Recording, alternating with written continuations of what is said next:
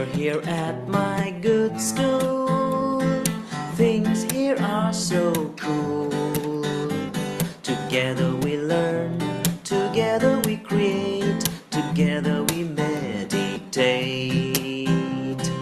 Everyone is welcome. Teachers here are awesome. We learn good values, we learn many skills. We soar above the hills. Let's shout it out, hey, let's all be proud, hey, hats off to my good school. Just what we need, hey, for us to succeed, hey, are all here in my good school. Get down to this very creative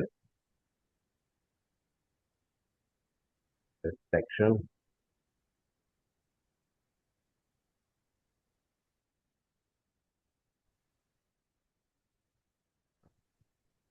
Yeah. So this is Sunbeam Leher Tara. Right. So Krishna Vasudev is our editor who has put this together. So thank you for that. Uh, Krishna Vasudev, are you there? Do you want to read this?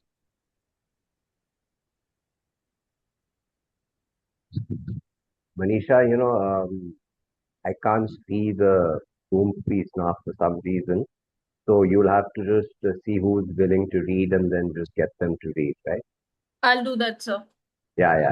So Krishna is not there. Somebody else volunteer to No, read. sir, Krishna is there. So, Krishna, Okay. please, you are unmuted. You may talk.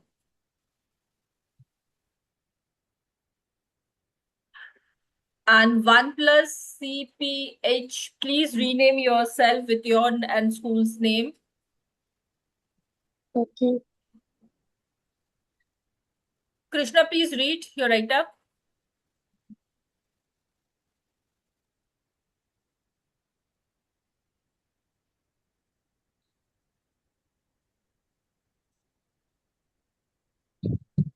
I can't hear.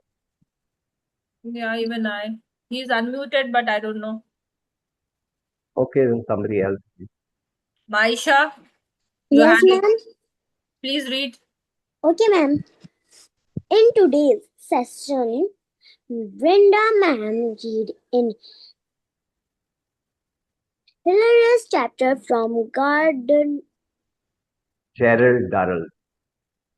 Gerald Durrell's book, My Family and Other Animals.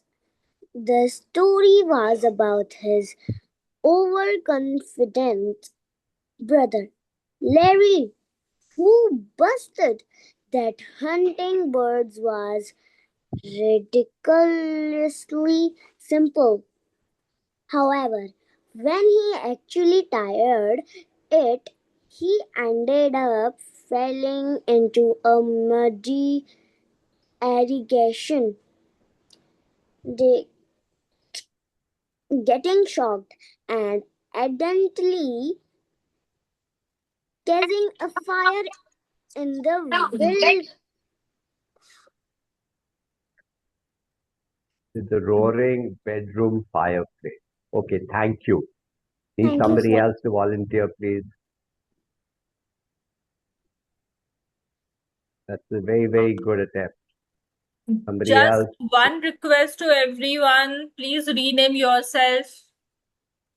The children, those who have renamed themselves, will only get a chance. The brand of the mobile will not get a chance. Good rule, Manisha ma'am. Somebody else to read the second paragraph here. Can I read Yes, Talat, go ahead. from the second para? Hanji.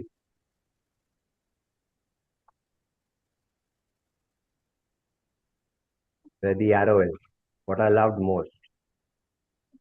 What I loved most was how funny and relatable the family's chaos was, especially when Margot tried to put out the fire using brandy by mistake. This story taught me two great lessons. First, don't be pompous or boast about things you haven't tried. Second, keeping a cool head during a crisis is much better than panicking. I also learned new words like hunting, parallels, nettled, and pers- Capacity.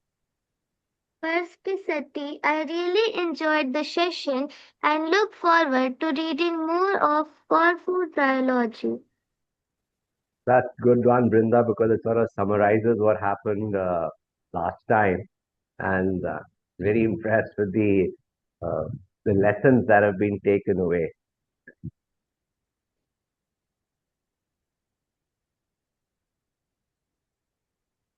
Okay, who wants to read this? We have two hands raised up. Krishna and Krishna can try this. The Anshu there. Raghuveer Singh. Okay, I'll go one more back. Hang on. Raghuveer Singh, you may read this. No, I'll go one more. Yeah. Athar or Anshu, Somebody. Krishna, whatever, Raghuveer, whatever, whoever.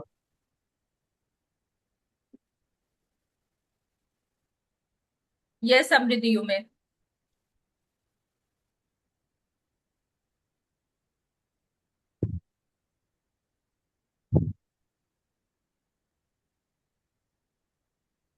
Samriddhi, you may read this.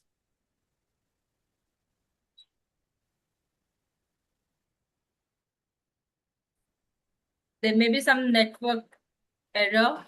So, Faizan Khan, you may read this.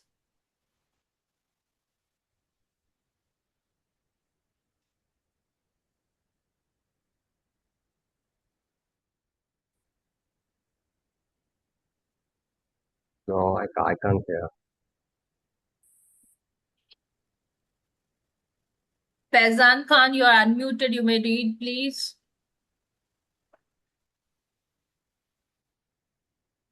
Maybe some network error. Yeah, I think one of us should just read it. Ma'am, Or please. Yeah, not who turning out God that can good. read it.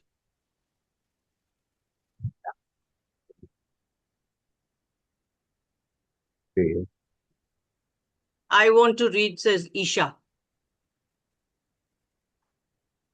Ma'am, Misha already got a chance. Aryaman also wants to read, he says. Aryaman, I cannot see his hands up. Many hands are up. Anshu's up. Yeah. Ansh is up, yeah. There's one Muhammad big Waqar. box on the writing, Manisha. What is this box here? Somebody got, I don't know. What is I this? can also see this box, but I don't know. Now it's It gone. went. Yeah. Yeah. That was me reading the chat. Okay. Okay, let me just finish this. Ishal did not get a chance, he's saying. Let's ask Ishal to read.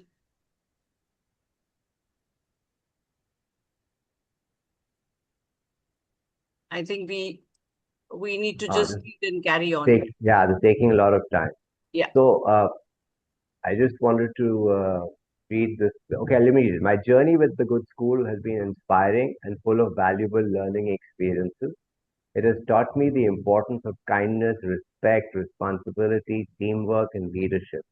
Through various activities and discussions, I realized that every student can contribute to creating a positive, safe, and inclusive school environment.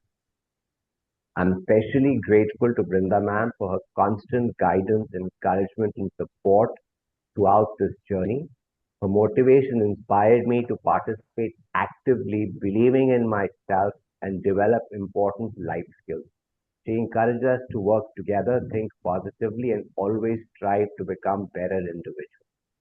My good school has helped me grow both personally and academically. I've become more confident, responsible, and willing to take initiative. I will always cherish the lessons I have learned and continue to practice these values in my daily life. I sincerely thank Brinda ma'am and the Good School Alliance for making this experience so memorable and meaning. Thank you Thank for you, that. Athar.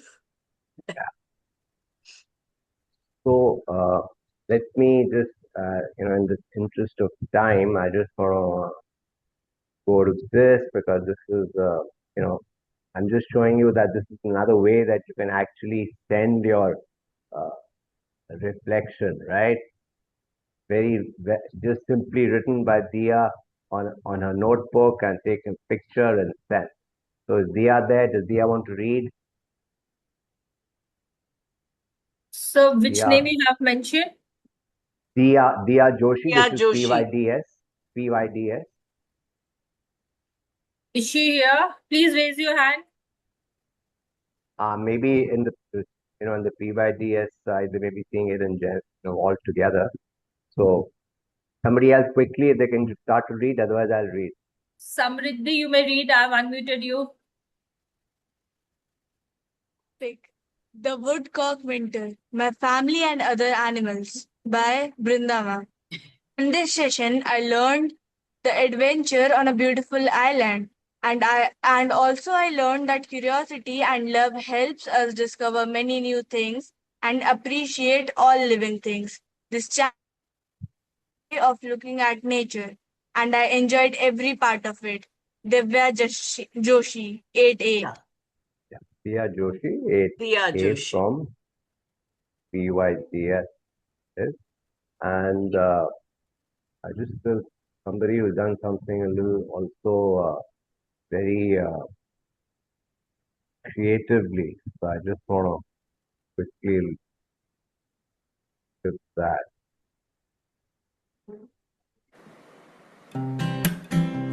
This is a hassle. She says Sandeep was, We are just here pain. at my good school. So you need to pause the song. Things here are I know, but it's a pain because every time we do this, the same thing. Yes, Change the every time tune, you it keeps are on coming this back. page, it is automatically on. Yeah.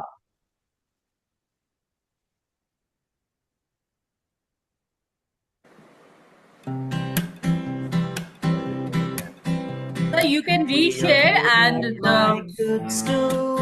sound sharing Things can be switched off. What can be switched off? You can reshare the page and sound No. sharing can be I just switched wanted off. to very quickly. This is what I wanted to show. It's very creatively done. So I Yeah, didn't very want to miss nice. this one. Didn't want to Abhiraj. miss Is this one. Abhiraj here?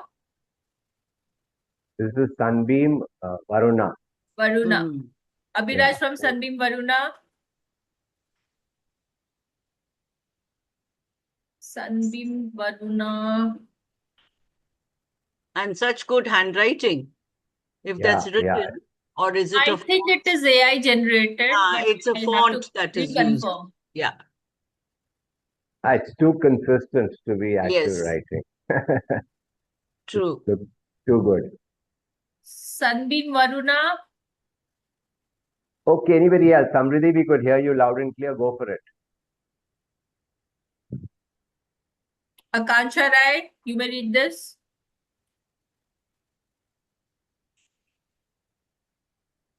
Okay.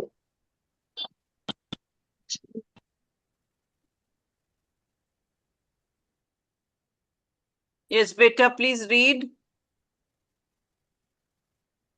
This book shows how a family can live with animals and learn from every moment. It teaches us patience, understanding, and the joy of being close to nature. The Durrell family's experiences remind us that animals are not just creatures, but friends who bring love, lessons, and unforgettable memories into our lives. Aviraj Singh. All right. Thank So you we'll for that. stop here in the interest of time. Thank you. And get to the book, Manisha, back to you. So there were lots more, Brinda. It's just that Okay. it's very time consuming Yes, and I know. I know. Yeah. it takes away from your magical voice. Thank you. All right, Manisha ma'am, if you could please display the book. Yes, ma'am, I'm displaying till the time you can introduce. There are many new students here. Okay, so for all those who have joined us today, we are reading a book by naturalist Gerald Durrell, called My Family and Other Animals. The setting of this story is Corfu Island in Greece, and Gerald talks about his adventures on this island as a child. Gerald Durrell grew up to be the first person to own his own private zoo in a place called New Jersey. He was extremely interested in every creature of nature right from childhood. And when he grew up on Corfu with his two older brothers, Lawrence Durrell and Leslie Durrell, and his older sister, Margaret, his mother, in a house, beautiful house in Corfu Island in Greece. He had many wonderful adventures, and that is what he talks about in his book. So last week we saw how his brother Lawrence Durrell almost burnt down the house. That was an adventure for all of them. And now we are moving on to another new chapter today. It is called Conversation. Spring had arrived, and the island was sparkling with flowers. Lambs with flapping tails gamboled under the olives, crushing the yellow crocuses under their tiny hooves. Baby donkeys with bulbous and uncertain legs munched among the asphodels. The ponds and streams and ditches were tangled in chains of spotted toads' spawn. The tortoises were heaving aside their winter bed clothes of leaves and earth, and the first butterflies, winter faded and frayed, were flitting vanly among the flowers. So here's again another description of all the beautiful things that he could see, the creatures there, the flowers there, the butterflies, and all those which had now started coming out. Some of them may have been hibernating, some of them may have just gone away because of the severe winter. But now that it is spring and the sun is coming out, they're all coming out of their wintry locations, and now they're out to enjoy the beautiful growth of spring. In the crisp, heady weather, the family spent most of its time on the veranda, eating, sleeping, reading, or just simply arguing.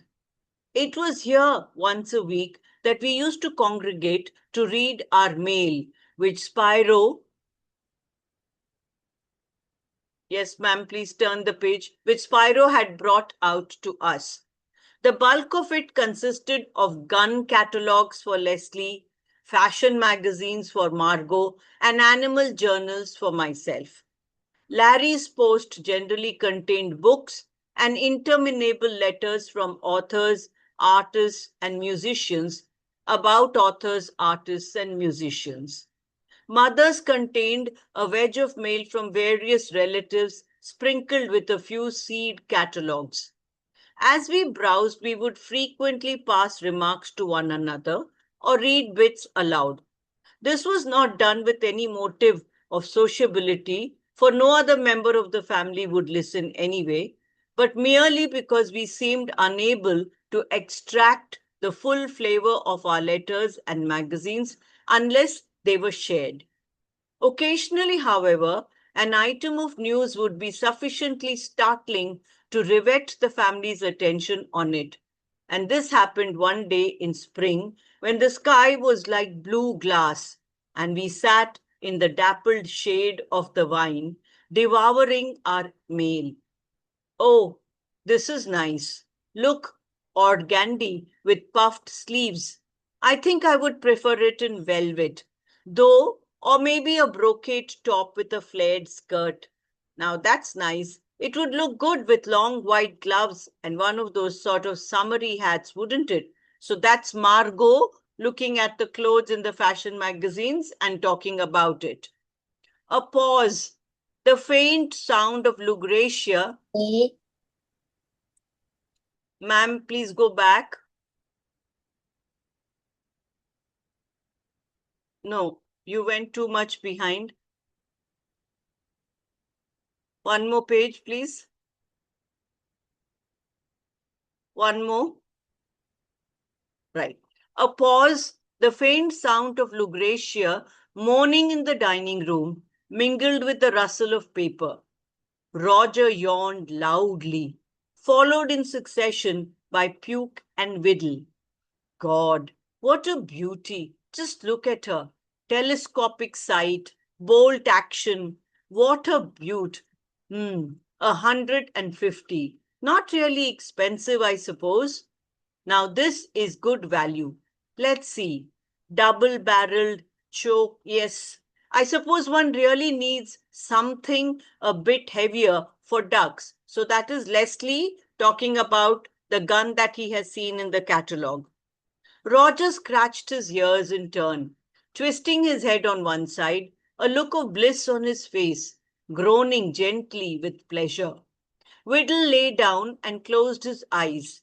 Puke vainly tried to catch a fly, his jaws clopping as he snapped at it. Ah, Antoine's had a poem accepted at last.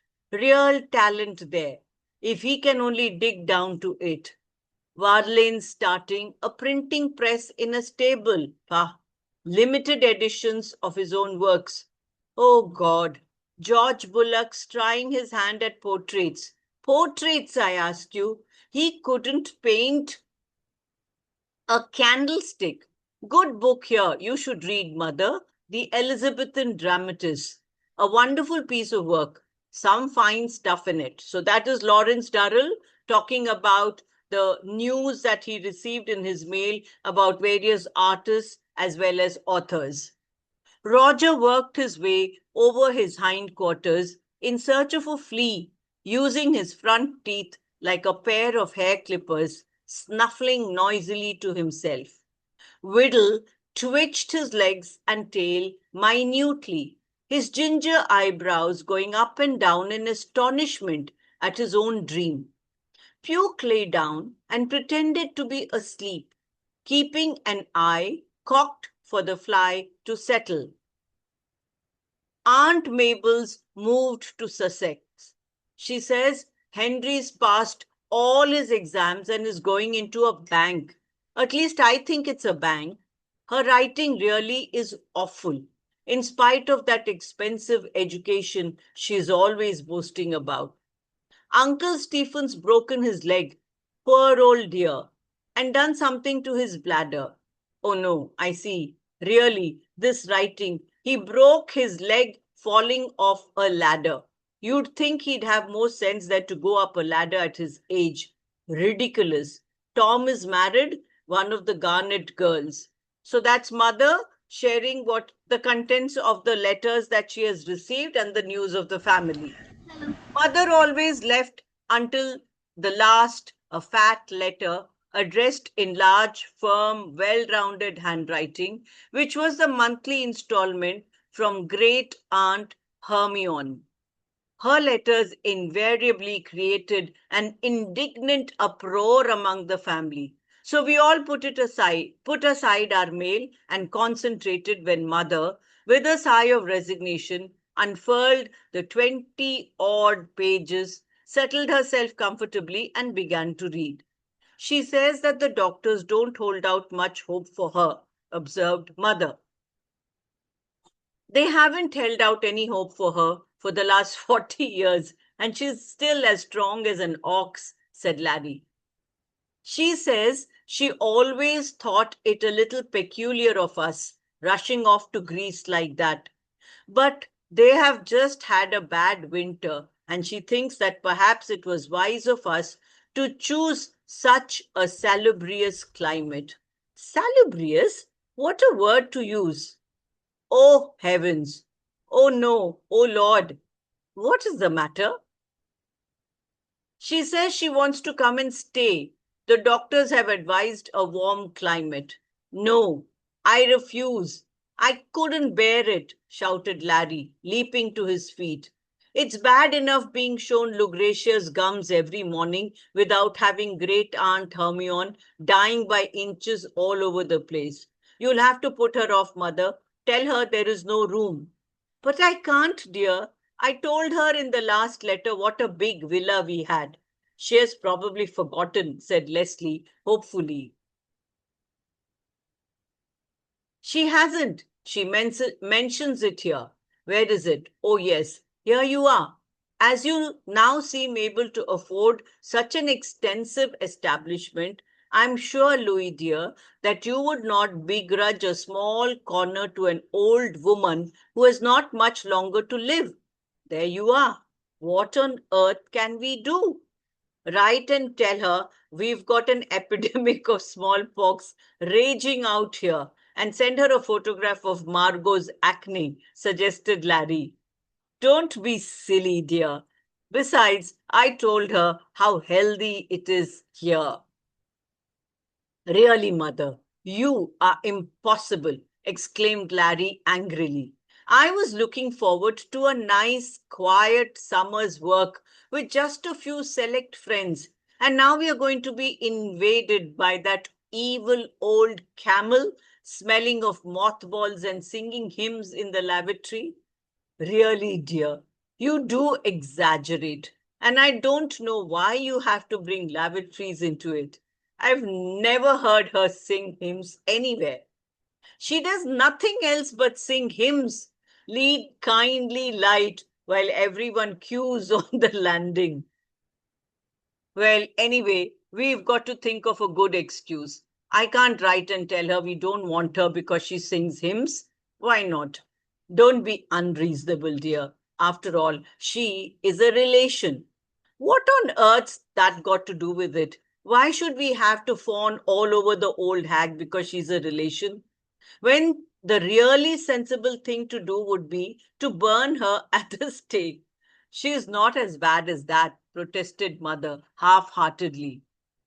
My dear mother, of all the foul relatives with which we are cluttered, she's definitely the worst. Why you keep in touch with her, I cannot for the life of me imagine. Well, I've got to answer her letters, haven't I? Why, just write "gone away" across them and send them back. I couldn't do that, dear. They would recognize my handwriting, said mother vaguely. Besides, I've opened this now. Can't one of us write and say you're ill? Suggested Margot. Yes, we'll say the doctors have given up hope, said Leslie. Yes, ma'am. I'll write the letter, said Larry with relish. I'll get one of those lovely black-edged envelopes and will add an air of verisimilitude to the whole thing. You'll do nothing of the sort, said mother firmly. If you did that, she would come straight out to nurse me. You know what she is. Why keep in touch with them? That's what I want to know, asked Larry despairingly. What satisfaction does it give you? They're all either fossilized or mental. Indeed, they are not mental, said mother indignantly. Nonsense, mother. Look at Aunt Bertha, keeping flocks of imaginary cats, and there's great Uncle Patrick who wanders about nude and tells complete strangers how he killed whales with a penknife. They're all bats. Well, they're queer, but they're all very old, and so they're bound to be. But they're not mental, explained mother, adding candidly. Anyway, not enough to be put away. Well, if you're going to be invaded by relations, there's only one thing to do, said Larry resignedly. Yes, ma'am. No, the next page. What's that? Inquired mother, peering over her spectacles expectantly. We must move, of course. Move? Move where? Asked mother, bewildered. Move to a smaller villa. Then you can write to all these zombies and tell them we haven't any room. But don't be stupid, Larry. We can't keep moving. We moved here in order to cope with your friends. Well, now we'll have to move to cope with the relations. But we can't keep rushing to and fro about the island. People will think we've gone mad. They'll think we are even madder if that old harpy turns up. Honestly, mother, I couldn't stand it if she came. I should probably borrow one of Leslie's guns and blow a hole in her corsets. Larry, I do wish you wouldn't say things like that in front of Jerry. I'm just warning you. There was a pause while mother polished her spectacles feverishly. But it seems so eccentric to keep changing villas like that, dear, she said at last. There's nothing eccentric about it, said Larry, surprised. It's a perfectly logical thing to do. Of course it is, agreed Leslie. It's a sort of self-defense anyway. Don't be sensible, mother, said Margot. After all, a change is as good as a feast. So, bearing that novel proverb in mind, we moved. Okay, I think we'll stop here right now. And you can read a bit more. We are at a good break point, it seems. Yeah. yes, we are on. We can start with part 3 the next time.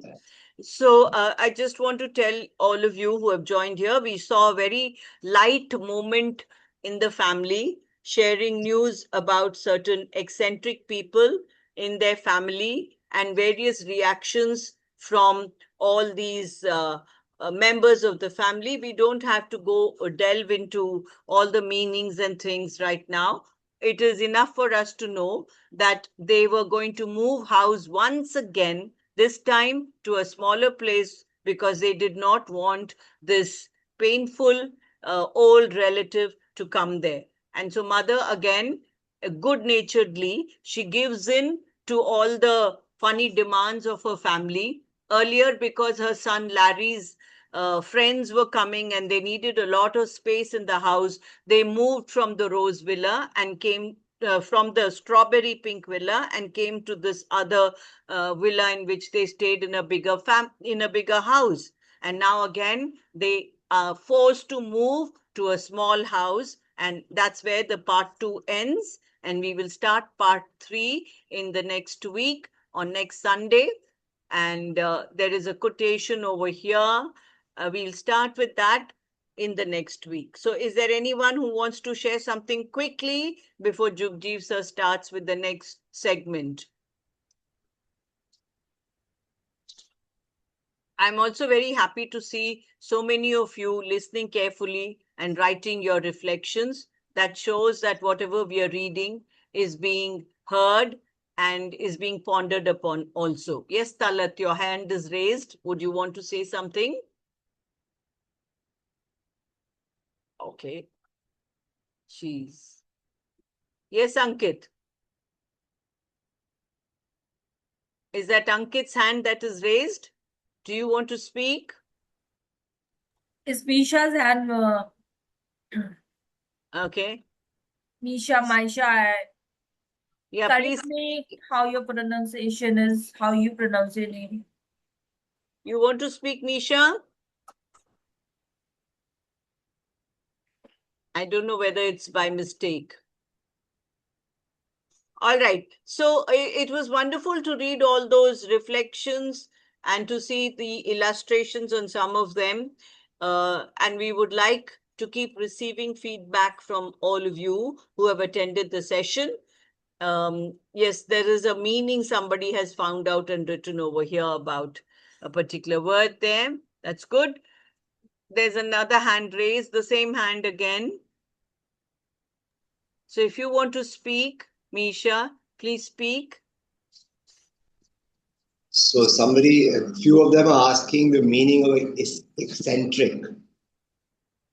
Eccentric. Okay. Yes. Eccentric means slightly crazy, a little bit of madness, not completely mad or anything, but does funny things, not very normal.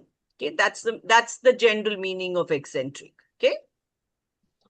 And feverishly suggests that somebody is doing it at a very fast pace. Yes. Indignantly is, when you are responding in a little bit of an angry manner. What else? Feverishly we've covered. Yeah, I think we got That's it. right. Yeah. Yeah. So sometimes we have to, we can't go only by the dictionary meaning of the word. We've got to look at the meaning of the word in the context that it is used, because sometimes some words can be used in a certain context, and they would mean different things in different contexts. So that is something that we always need to keep in mind. So anyway, I shall end the session here and hand it over to Jugjiv sir to carry on with his segment. Thank you, everybody, and have a great Sunday. Right. Thank you. Thank you, Vrindavan. We've had there's some really nice reflections in there that really like to find a way to read them, but we are running a little late, right, Manisha ma'am? So maybe you should just get to the reading. What do you say? What do you want to do? Sir, Yes. sir, what is meaning of apple? AWFUL. Okay, somebody will put it Awful. in the chat for you. Awful is what you're asking for. Somebody has AWFUL. written disgusting. Awful is something, it's not really disgusting, but awful is something that can fill you with different kinds of emotions, right? Awful is not pleasant, right? Anything which doesn't make you feel good, which doesn't make you feel very nice, can be awful, right? You can talk about an awful smell, you can talk about an awful sight. And the same kind of word is awesome, but awesome is the opposite of awful. Awesome is something that fills you with good feelings. You feel good about looking at something, and then you say, oh, this looks awesome, or this experience was awesome. You can also have an awful experience, which is not a good experience. All right? Okay, thank you, ma'am. Welcome. So Gauri is saying, please read the reflection that you found really good. Actually, I found many reflections which are very good. There's some, by some teachers as well, which are very very powerful. And there's one which it's very the best way to describe it is very, very creatively done, right? So let me quickly share that. Very creative, right? So I think you can see that, right? So that's very, very creatively done, just the way it's been presented. So many times, I've had a corporate background, right? So the joke always in the company was that form before content. That many times you'd get away with just having a fancy presentation and not real stuff in it. But both are important, right? So this is a good one because it's got some good content, and just the way it's split up, I think it's very, very creatively done. Right? You can see broken up into subjects. The courage to start again, right? Because all the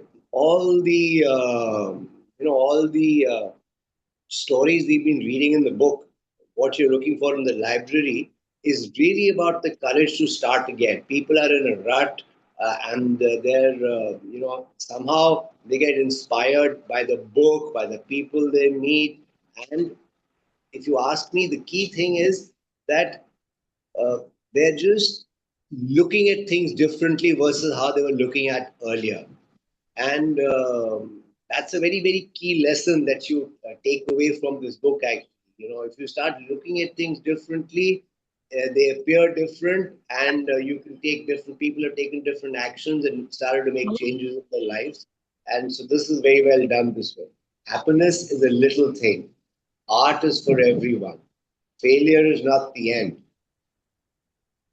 A change of perspective, the power of books. So I just really love the fact that just the way it's presented, and also the content is good, right? Okay. And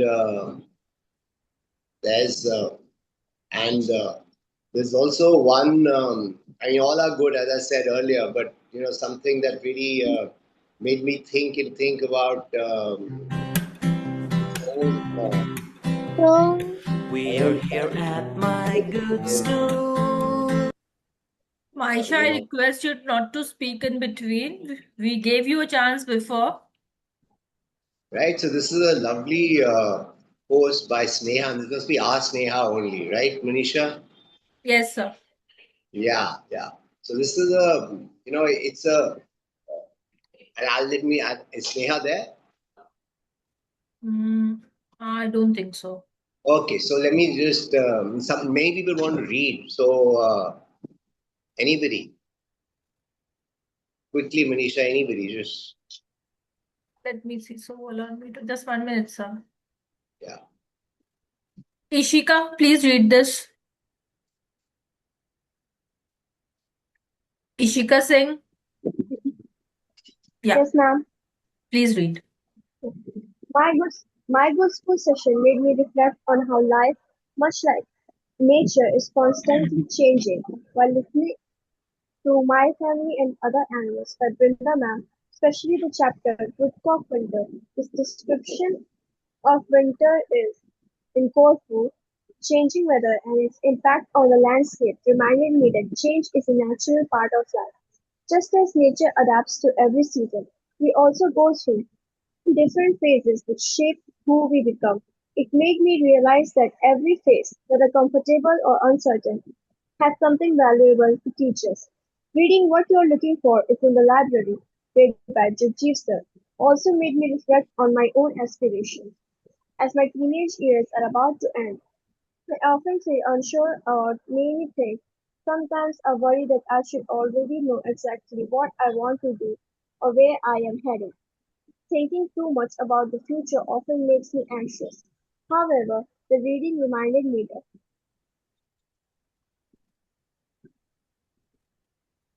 while having That aspirations is important, it is equally important in life to live to in the live, present.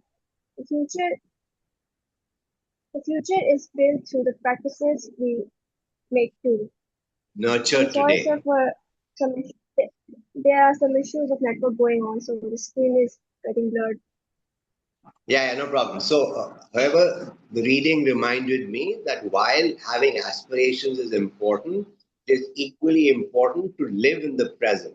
The future is built through practices we nurture today, right? So, I just like this thing because and it's nothing, it's not a reflection on any of the other reflections, but as we get older, the power to think increases, right? So, Sneha is much older than all of you, and so she's, something is being read and she's thinking about it and sharing her feelings, and some of the feelings are not. Uh, their feelings of her being unsure. So she's sharing what she's actually thinking and not worried about it. So that's what I liked about the fact that she's willing to share what she's actually feeling without thinking what we will think, right? And that's the way to be.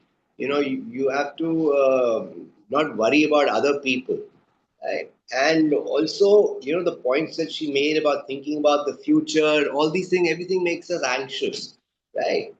So it's okay. And the point she makes about about staying in the present and that the future is built through practices we nurture today.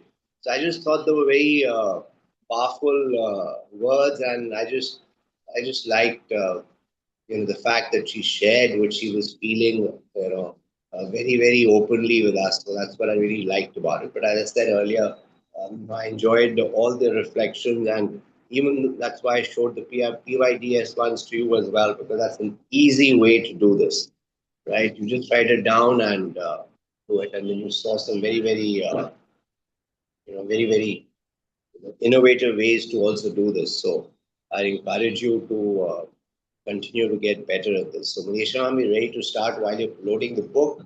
We're reading Michiko Ayama's what you're looking for is in the library. We're reading about Hiroya. Hiroya is somebody who is 30 years old, but he is neither in employment nor in training, nor does he have a job, nor does he study, right? So he feels bad about it. He's really good at illustrating, drawing, and because his mother sends him to get some vegetables, and through that he comes across the library. He comes across a librarian who, they have a dialogue on manga because as a kid he grew up reading a lot of manga, and the librarian obviously knows all that, so they had a good conversation, so he feels comfortable there. And she gave him a book to read, and it's about evolution. And when we finished last time, we we we he had drawn, he had been to his school reunion, and one of the reflections talked about it. And if we had time, we can get back to it about the time capsule. And somebody who liked the idea of the time capsule, and where you, when you're passing out of school, you wrote about what you will be when you're 30, right? And so everybody's was being opened, and there he meets Saitaro. Saitaro is, sort of an acquaintance. They get a coffee together. He's Saitaro works in the waterworks, but his dream is to be an author and publish a book. He's written a book. It's not got published, but he's still trying. And one interesting thing that he did say was that his first ambition was, published by 30. He had some role model that didn't happen. So now he's got another role model who published by 40. And so he's just sticking to his, what he wants to do.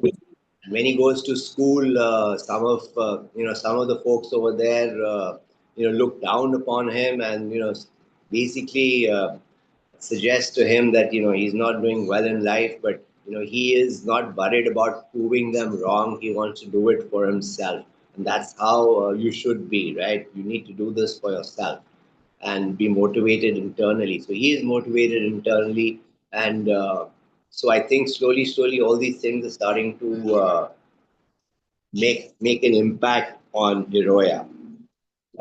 We had read just before we finished about the early Cretaceous period. I do have the different periods on my computer for you. If you get a chance, I'll share it afterwards. But you should do some research on.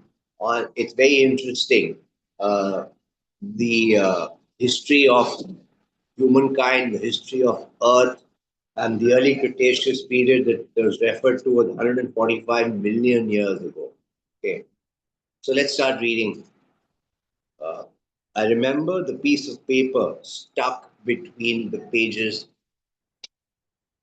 the one that was wrapped around the book when Miss Komachi is the librarian, handed it to me. Then I go and borrow a ballpoint pen from Nozomi. Now I have everything I need, a black pen and a white sheet of paper. So he's looked at that book, he opened something, and he's found something that he wants to draw. He gets the urge to draw, and that's where he gets the sheet of paper and the pen. I take time and stare at Confucius' fondness. Okay, Manu, you asked what is the meaning of that, right? You're reading ahead and asking. So now, which is good, not bad. Okay, so Confucius' ordness. Ordness in Greek means a bird. Does anybody know who Confucius was? Who was Confucius? Anybody? Who was Confucius?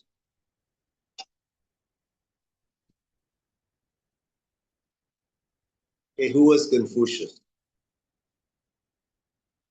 Anybody? Who was Confucius? He was an ancient Chinese philosopher. His basic philosophy was around equality and education and everybody being equal. And so, because this bird was found in China, they named it Confucius Honors. Okay, I take my and it's a bit of an ugly looking bird, and you should Google it, and somebody can Google it and put it on chat for everybody to see. That would be good. Divyansh, please go for it. Uh, you know, but it's not that big. It's as big. It's like as big as a crow, but it's very. Uh, it's very bony. Okay, I take my time and stare at Confucius honors to study every angle. Then I slowly start to draw an image.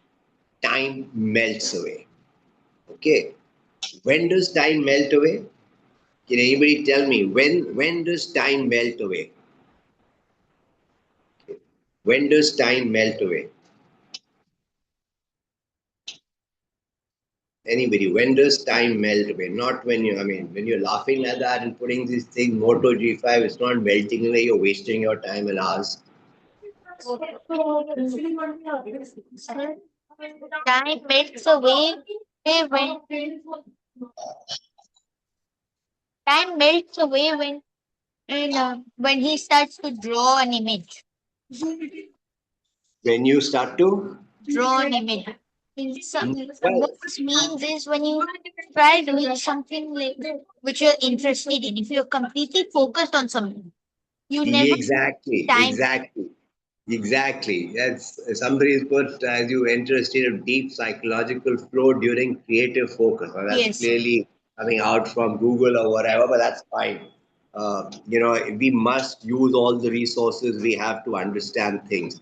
So, for example, I spend a little time preparing for this session, and that's the time in the week that melts away for me because I love doing this. Okay, just go back, Manisha. You've gone ahead. Okay, so that's when time melts away. When you really into the task that you're doing. Nozomi is a girl in the library. The outline of a bird emerges from the tip of my pen. My imagination soars, and the bones become a living thing. Before I know it, the bird has sprung to life. This ugly, grotesque creature has a deep seated moral code. So, grotesque is like a higher version of ugly, okay? It's something you don't want to look at. Sense of justice. So that's why, because of Confuciusaurus, that's why he's comparing it to the philosophy of Confucius, morals and sense of justice. Give it sharp sights on the tip of its wings, which is like really sharp edges, is what he suggests, for splashing at the forces of evil, and tiny goldfish to live in the hollows of its eyes. I'm so lost in my own world that when Nozomi squeals loudly at my elbow, I nearly jump out of my skin. Nozomi is a girl, Shaurya. She helps in the library. She is the assistant librarian. I cringe, waiting for the inevitable. Cringe is, when you react to a situation, you physically sort of move back. She's gonna say gross. I just know it. But she doesn't. Her eyes sparkling, she calls out, Miss Komachi, come and look at this. Hiroya's done a lovely drawing. Hiroya? She said my name? She must have remembered it from when she made the borrower's card. And she praised my drawing? Miss Komachi emerges from behind the counter. She walks over with a graceful rolling motion and examines the drawing. Then she makes a strange throat clearing sound, nods, and says, Wonderful originality. You should enter it in for a contest or something, Nozomi chimes in. What can I say? I grope for words. Nah, I have no chance. I go to screw up the paper, but Nozomi stops me. Wait, if you're throwing it away, can I have it? She says. You sure? You don't want it? You don't think it's grotesque? It's good. Grotesque is ugly, a really higher form of ugly, which you just don't want to look at. That's what grotesque means. It's good, she insists, and snatches the paper away from me, holding it to her chest with both hands. Yes, it's grotesque, sure, but funny too, and lovable in its own way. Zoe, somebody gets it. Of course, she's only saying this to be nice, though. I'm not fooled. In any case, Nozomi has saved the skeleton bird's life. It feels like a sign. Maybe this will work out after all. Maybe I can come back tomorrow. My cheek muscles relax into a smile. Next day, just as I'm about to enter the library, I run into Red Bandana from the market. The lady called Mrs. Marori. She's wiping the banister with a cleaning cloth. Hello, she says. It's Sayuri's day off today. Ah, I didn't know. Then I remember she's the reason I went to the library in the first place.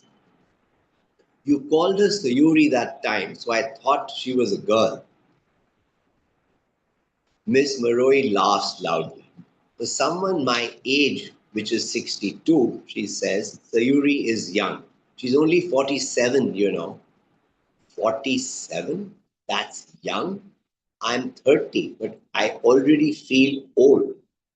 But young and old might be relative.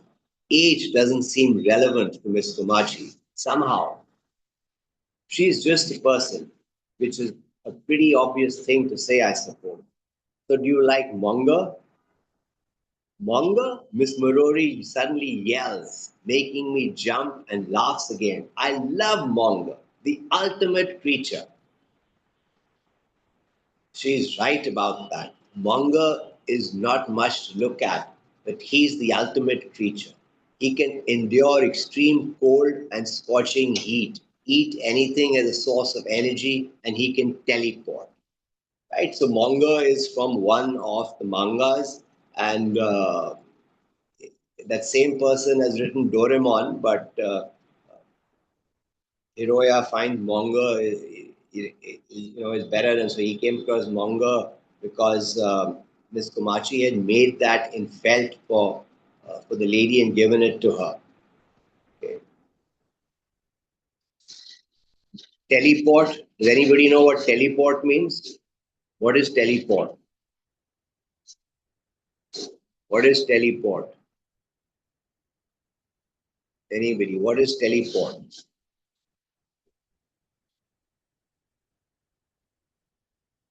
What is teleport? When I was probably, Can I? go ahead. The concept of moving matter between 2 points. Yes, yes. And it's like if I'm saying, if I could be teleported, I'd say, okay, teleport me to Sunbeam Balya, and I'd turn up there. That's what it means, right? So, you know, um, I mean, actually, I was a little older than you, I think 84. We used to get this series called Star Trek. And there was a famous line. The captain used to say, "Beam me up, Scotty." And from the airship, they used to land wherever they wanted to land. So that was my first experience of teleporting. But it's an interesting concept, right? He might be tough enough to survive any conditions and have special powers, but he sulks if he doesn't get enough attention and cries at the drop of a hat. It makes you wonder what strength really is, doesn't it? So, what do you all think is strength? What does to be strong mean? What does to be strong mean to you? What is strong? Having muscle? What else? What is meaning strong? What does being strong mean to you?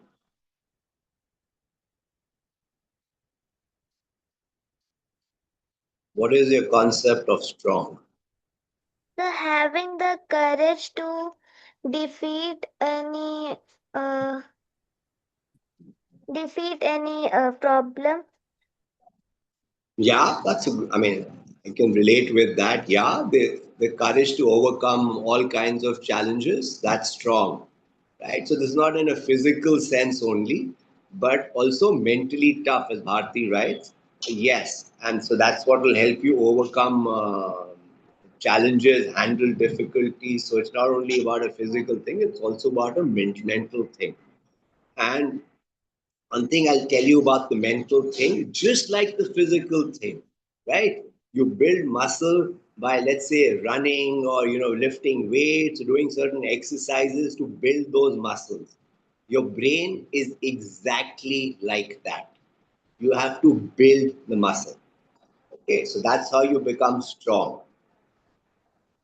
Okay, so Stuti Upadhyay has a good spin on this, and it's worth sharing with you. Having strength, according to me, is having a voice and using it, speaking up, and standing for myself when needed. Very nice, absolutely. Right? Yeah, physically, of course. physically as well. So yeah, standing up for yourself is strength. Absolutely. Thank you for that. This feels like she might be saying something deep, so I keep my mouth shut. When Sayuri first came to work here around 3 years ago, I told her I liked manga. Then one day she went to consult her about cookbooks. She gave me a handmade felted mascot with the books. Such a sweet thing to do. So I told her it was a wonderful bonus gift to go with the books. She seemed to like that expression. So you're good friends with Miss Komachi. Miss Muroi nods, then squats down to rinse the cloth in a bucket of water. But I'm leaving at the end of March, he says, looking up at me with a proud smile. My daughter's having a baby in April, and I will be a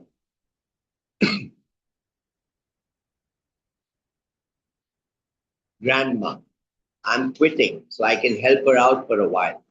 Someone new is taking over from me at the beginning of the new fiscal year in April.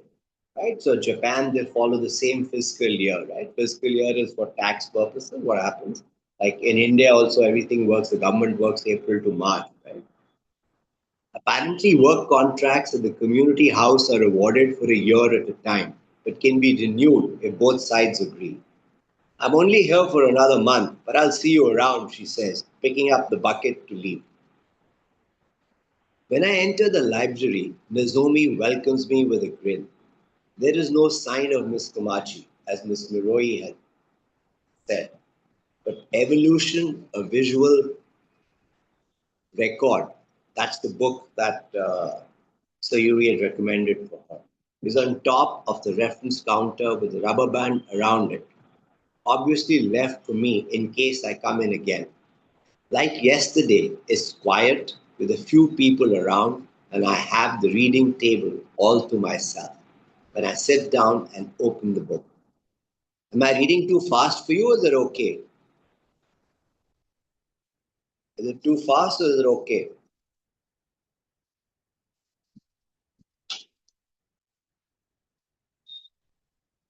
Tell me, too fast? Okay. Okay. I've made my way through ancient history, birds, and diversity in cold blood. Now I am in the plants chapter, deeply engrossed in a dewy Venus flytrap, and I suddenly get a feeling of being watched. I look up and see Nozomi's eyes on me. My own widen, and she smiles at me easily in return. My heart starts thumping. So Venus flytrap. Anybody know what Venus flytrap is? It's a flower, okay, which is you should Google it and look at it. I did yesterday, and it had when an insect goes inside it, it closes, and then for maybe a week or two, it'll stay closed until it digests the insect. Then it'll open again. And apparently you can grow it in India, but I don't remember seeing it anywhere. But it's in warmish climates, and so that's what a Venus flytrap is. Uh, yes, Siddharth, it traps insects for nutrition. So it's a carnivorous plant. Okay. So the other point that what we just read was that Hiroya felt that somebody was looking at him. So, have you ever felt like that? And has it turned out to be true? You felt somebody was looking at you and it was true? Has it happened to you? Thank you, Ishal. That's the way to do this. Okay. Please help in answering any questions that come. Okay, so anybody, have you ever felt that somebody is looking at you and it's turned out to be true? Has it happened to you? Ishal, why don't you? Ishal. Okay. Yes, Gauri. Do you want to unmute yourself or put in chat like what happened? Okay, but it happened. It's happened to me a lot. right? And you know why this happens? Why does this happen? It's not telepathy, not telepathy, Manisha. It's your own brain. It's your own brain. If you go back into the history of humankind, you will see that we were hunter gatherers for time immemorial, right? And our brain was wired to keep us safe. The brains and it takes a long time for the brain to adapt. Okay, so our brains are wired to keep us safe, and it has some super sensory something in the subconscious is skirting the atmosphere. And that's actually what's happening. Okay, so the brain actually is trying to keep you safe, and there is some sort of peripheral vision which you're not yourself conscious of, but that's why this thing happens. You get to many times you will get to know when somebody is looking at you. Okay. I haven't done a very good explanation in it, but if you Google it, you will find it. Okay. Useless, aren't I? Sitting here looking at photos of a Venus flytrap at my age instead of being out at work. I say clumsily, I'm not used to this. Nozomi shakes her head, still smiling. Aha! Looking at you, Hiroya, reminds me of when I was at elementary school. I used to go to the nurse's room instead of the classroom, you know. It's not quite the same, but I think you get it. The nurse's room, Nozomi, who would have thought?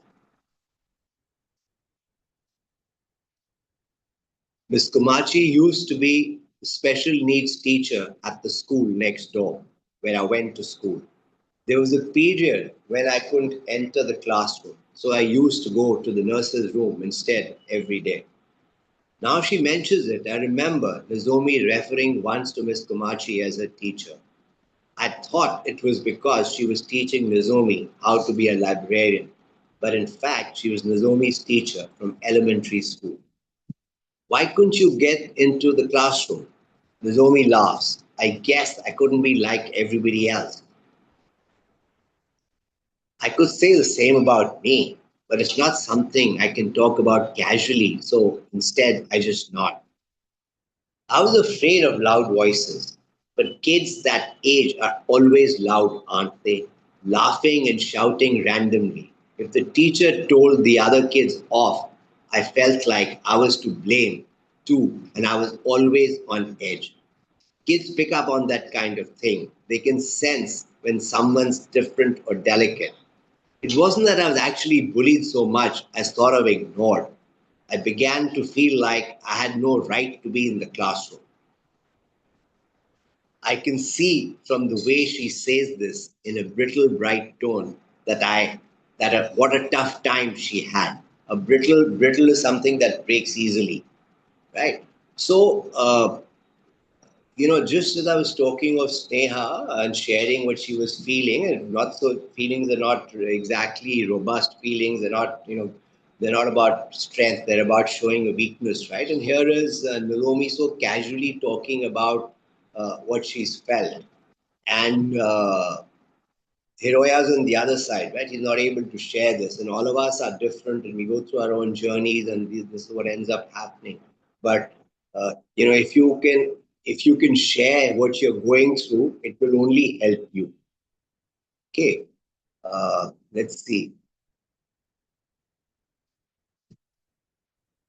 We have.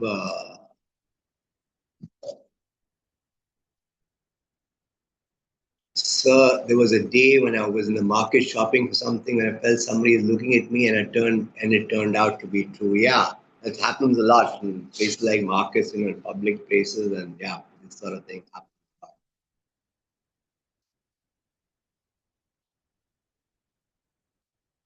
So when I couldn't even enter my own classroom anymore, Mom talked with my class teacher and it was decided I could go to the nurse's room instead.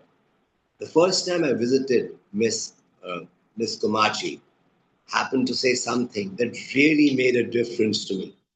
She told me that a reading report I had done for summer holidays homework was very interesting. Apparently, she had read it on the notice board in the corridor. I knew she wasn't lying because she told me exactly which parts were good and why. It made me feel so good about myself that every time I read a book after that, I wrote a report and gave it to Miss Komachi to look at. Okay, can you see what happened here? Nozomi's feeling something. Her mum has picked it up. She's talked to the teacher. The teacher has taken action. She's gone here, and Miss Komachi has said something to boost her confidence. Okay, so it's a very simple thing that's happened, and it happens for many of us, right?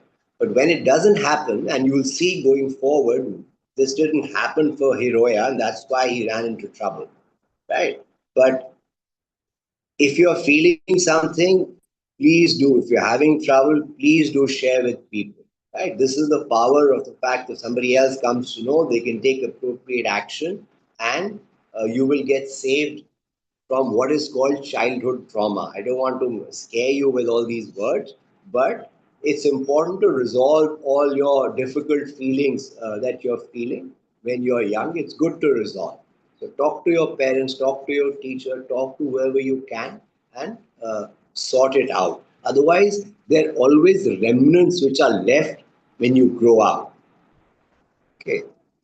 So what does Tuti have to say? That stereotypical quote, kids are always loud, aren't they? Makes me feel that I love the voices in my head whenever I'm sitting free. The thoughts that pop up in my head, and I like being quiet and observant. Yeah, I mean, but I mean, there may be moods also, Stuti. Sometimes, I mean, does it happen to you sometimes? Sometimes you want this, sometimes you want that. Yeah, but,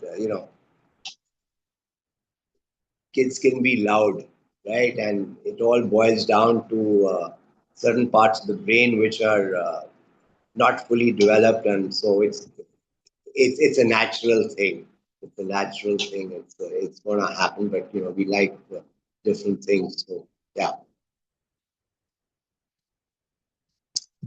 The other point here was that if you noticed, Miss Komachi gave a very specific praise.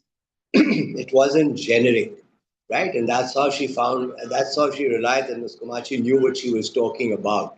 And whenever you praise somebody, it has to be specific. And similarly, when you are, want to tell something, give feedback to somebody, it has to be specific and shouldn't make the person feel as if, they're like that, right? And we'll see what happened to Hiroya in this context going forward.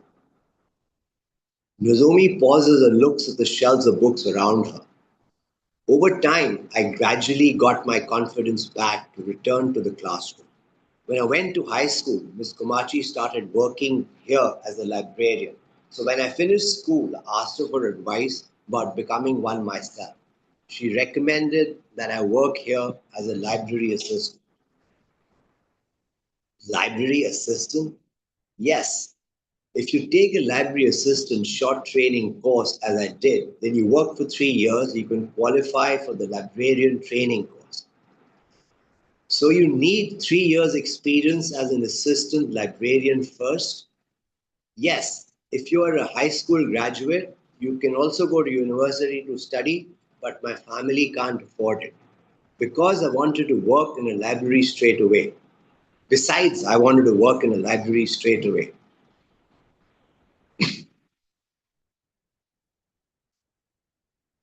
She has a long road ahead.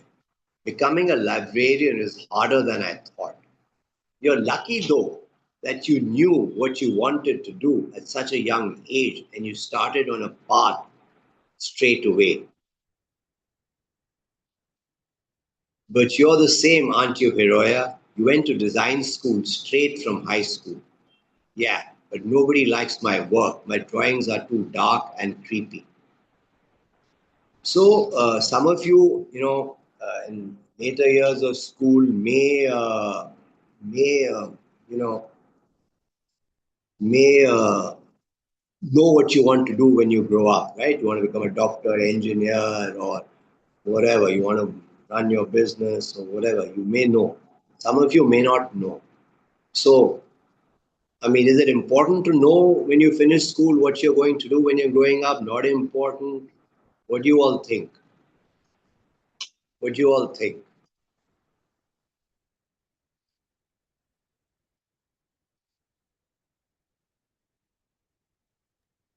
Yes, sir, it is important to know about it because if we know that, so we will work more hard and give more attention to that work. Attention, yes. You will, you could work hard anyway, but you can give more attention. If you want to know, you want to become a doctor, obviously you have to choose the subjects accordingly, right? So that makes it important. But what if you don't know? Is it a problem if you don't know?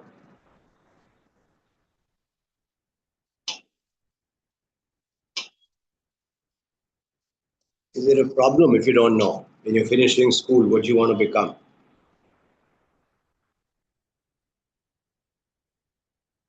What do you think? So it's not the problem. Why is it not a problem?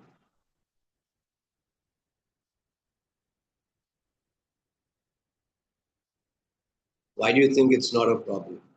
You just said that basically, if you get to know, then you can give that area, give those things attention, right? I'm just putting you on the spot, right? Actually, it's not a problem because, as you get exposed to more things in life, you may change your mind, right? You may find something, which interests you more. So, as Sneha said in her blog, you just live for the day. You, based on what you know, you proceed. Right? It's okay if you don't know. So, yes, it's important to know what your interests are. The earliest, and we'll be able to be happy with our success. And you won't. And if you don't know, it's not a problem because exploring yourself has no age. Correct. To be honest, I'm still confused what I truly want to do. Whatever my heart and passion and interest wants, the circumstances aren't favorable. So I guess it's indeed a problem. And so one needs to have a clear vision ahead of their path. So I think, the thing is to follow your heart and passion, as you've said, and circumstances don't determine that. You determine that, and you just go ahead. You just persevere in what you're doing, and the path will get formed. So I don't think it's something that you should worry about more. If you know, then you can focus on that. Many times, people change their mind, right? When I passed out of school, I wanted to join the IAS, but I changed my mind. My daughter wanted to become a doctor when she was passing out of school. We just moved to Gurgaon, and I used to take her to South Extension every alternate day to do classes there. Akash, right? And I mean, and then after that, she said she didn't want to do medicine. I said, okay. I just laughed. Okay, what to do now? And I'm just thinking back how much time I spent, and I had to spend 1 hour for that class to finish, and I had nothing to do. So I had to kill time for that 1 hour, while she was at class, and then bring her back. But whatever, I mean, she changed her mind. It's fine. So people change their mind. You follow something, things change. As long as you focus on what you're good at, what makes you happy, what the world needs, and what you get paid for. That's what's important. Chapters 4. Why am I asking? Because I don't want you to be worried. That's why I'm asking.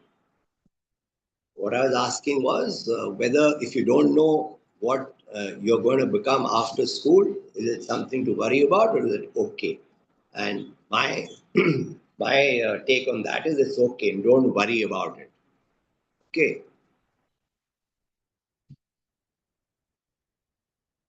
Okay. Next page, Manisha. We read this. Yeah, but nobody likes my work.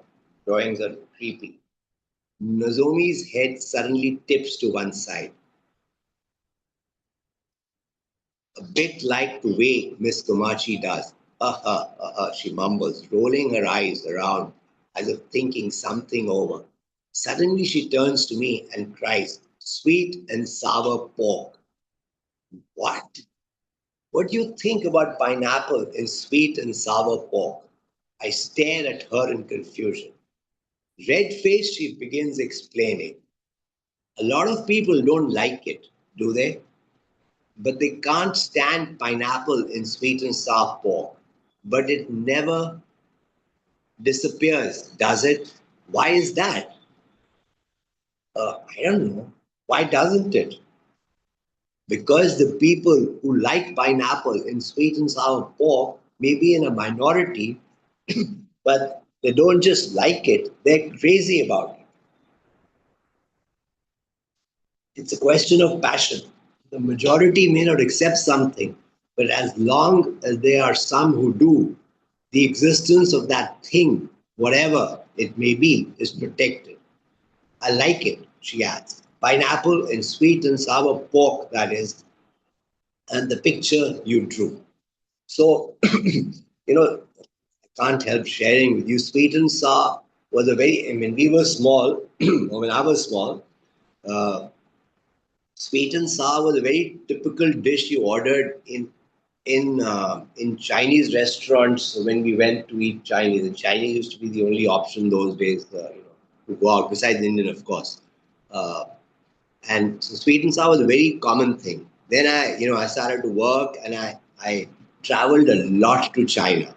A lot means really lot. Okay, every 2 weeks I used to be there for 2-3 years, and never once did I come across any dish called sweet and sour. So I'm a little surprised to read. So obviously it's a dish that exists outside China more than China, I can clearly say. So it's a very interesting thing that it's there in Japan as well. But I never found it in any part of China that I traveled to. Okay, I don't know what to say except maybe yoi. Like is a great word, one that can save people. Somebody likes me and my pictures, even if she was just being nice. Should I stop here, Manisha ma'am? 11:54. Sir, it's up to you. Okay, let me stop here. Let's stop.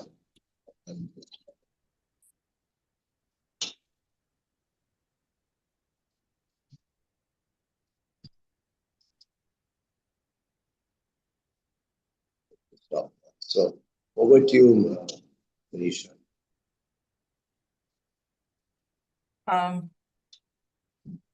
Do anyone is having some questions about this book? Then otherwise we are going to change to the next book. Do you want to ask something? Sunbeam. Akanta, you had a good. You did a. I liked your blog as well. Thank you for that. Sunbeam Sun City has raised hand. Do you have any question? Arnav Jaiswal, you too. Yes, Arnav, you unmuted also. Do you have some questions or shall we move to the next one?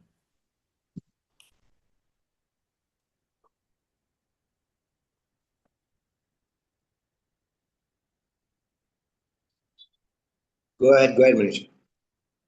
Just 1 minute, sir. So, good morning, everyone. And as you all are aware, we do 3 book readings every time. So, two of the books is already done, and this is the third one. It is in Hindi. So, किताब का नाम है Time Stops at Shamli. और आज की कहानी हम पढ़ने वाले हैं। Sorry to interrupt you, ma'am. ये हिंदी में भी काफी रिफ्लेक्शन आई हैं, अगर आप पढ़ना चाहें।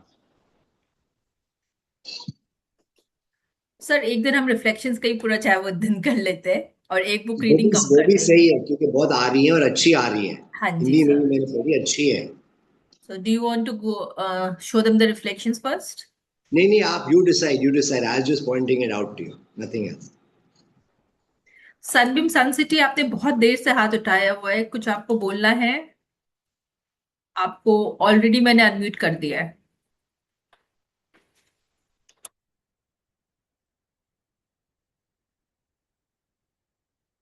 और is it by mistake your I lower your hand? Okay, just give me 1 minute.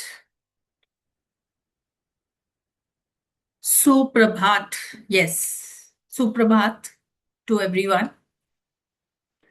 Just give me 1 minute, I'll share my screen.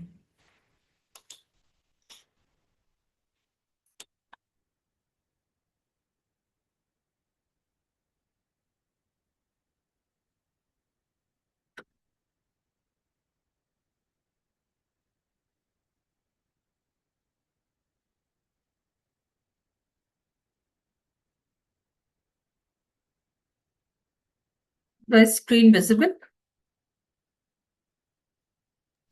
Not as yet. It's coming. It's coming. So आज की कहानी का नाम है सदाबहार कौवा। तो सदाबहार कौवा, सदाबहार चीजें होती है, सदाबहार फल है सब। एक पेड़ को भी सदाबहार बोला जाता है, तो कौवे से क्या मतलब है यहाँ पे? आपको क्या लगता है कौवे को सदाबहार क्यों बोला गया है?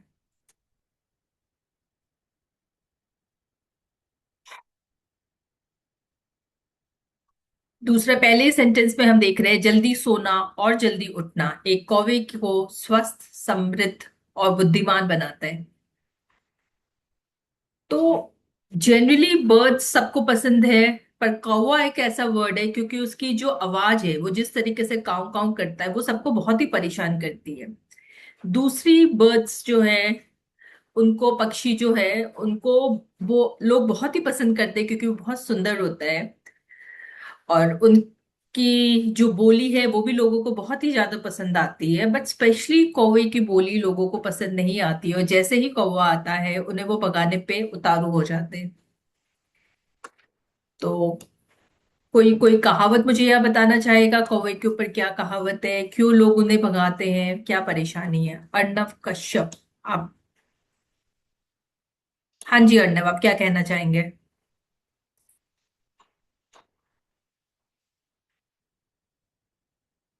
आरव कश्यप, आपने हैंड रेज किया, कुछ कहना चाहेंगे? नहीं तो आप चैट बॉक्स में भी लिख सकते हैं।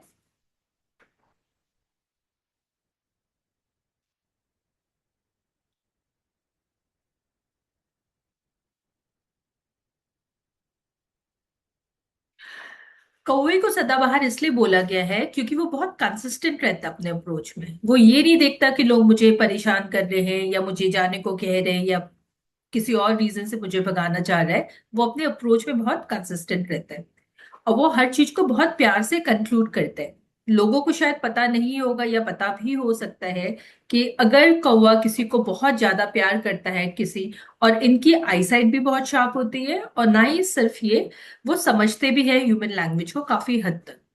तो कई बार अगर कौवा किसी को बहुत प्यार से समझता है और उनकी तरफ बहुत ही ज्यादा खुश होकर के देखता है, तो उन्हें जो भी चीजें मिलती है वो हर समय जुझारू होता है लोगों को समझ के, उनके हिसाब से उनको गिफ्ट्स भी देता रहता है। तो कई बार कौवा आपको ऐसी भी गिफ्ट दे सकता है जो काफी वैल्यूएबल होती है, क्योंकि वो कंसिस्टेंटली चीजों को उठाते हैं और इधर से उधर रखते हैं।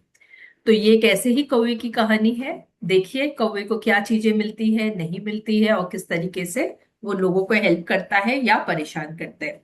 क्योंकि कई बार कौवे परेशान भी करते हैं और कई बार बहुत हेल्प भी करते हैं। और चूंकि कंसिस्टेंसी की बात हो रही थी, कंसिस्टेंट रहने के लिए ही कौवे को बहुत ही ज्यादा बुद्धिमान बोला गया है, क्योंकि वो काफी समझते हैं और समझदार प्राणी भी हैं। जल्दी सोना और जल्दी उठना एक कौवे को स्वस्थ, समृद्ध और बुद्धिमान बनाता है। लोग कहते हैं कि मनुष्यों के लिए भी सच है। मैं इसके बारे में निश्चित नहीं हूं, लेकिन कौवे के लिए यह जरूरी है। मैं हमेशा भोर होते ही जाग जाता हूँ। भोर इज मॉर्निंग। अक्सर रात की खामोशियों को कांव कांव से तोड़ने वाला पहला कौवा होता है। मेरे दोस्त और रिश्तेदार जो एक ही पेड़ पर बैठते हैं, थोड़ा कुड़कुड़ाते हैं और खुद से बुदबुदाते हैं, लेकिन जल्दी वे उतनी ही जोर जोर से कांव कांव करने लगते हैं। सूरज निकलने से बहुत पहले हम दिन के काम पर निकल जाते हैं। हम नहाने धोने के लिए भी नहीं रुकते। बाद में दिन में अगर गर्मी और उमस हो तो मैं किसी इंसान के नहाने के पानी में डुबकी लगा सकता हूँ, लेकिन सुबह जल्दी उठकर हम किसी और काम पर लग जाना पसंद करते हैं।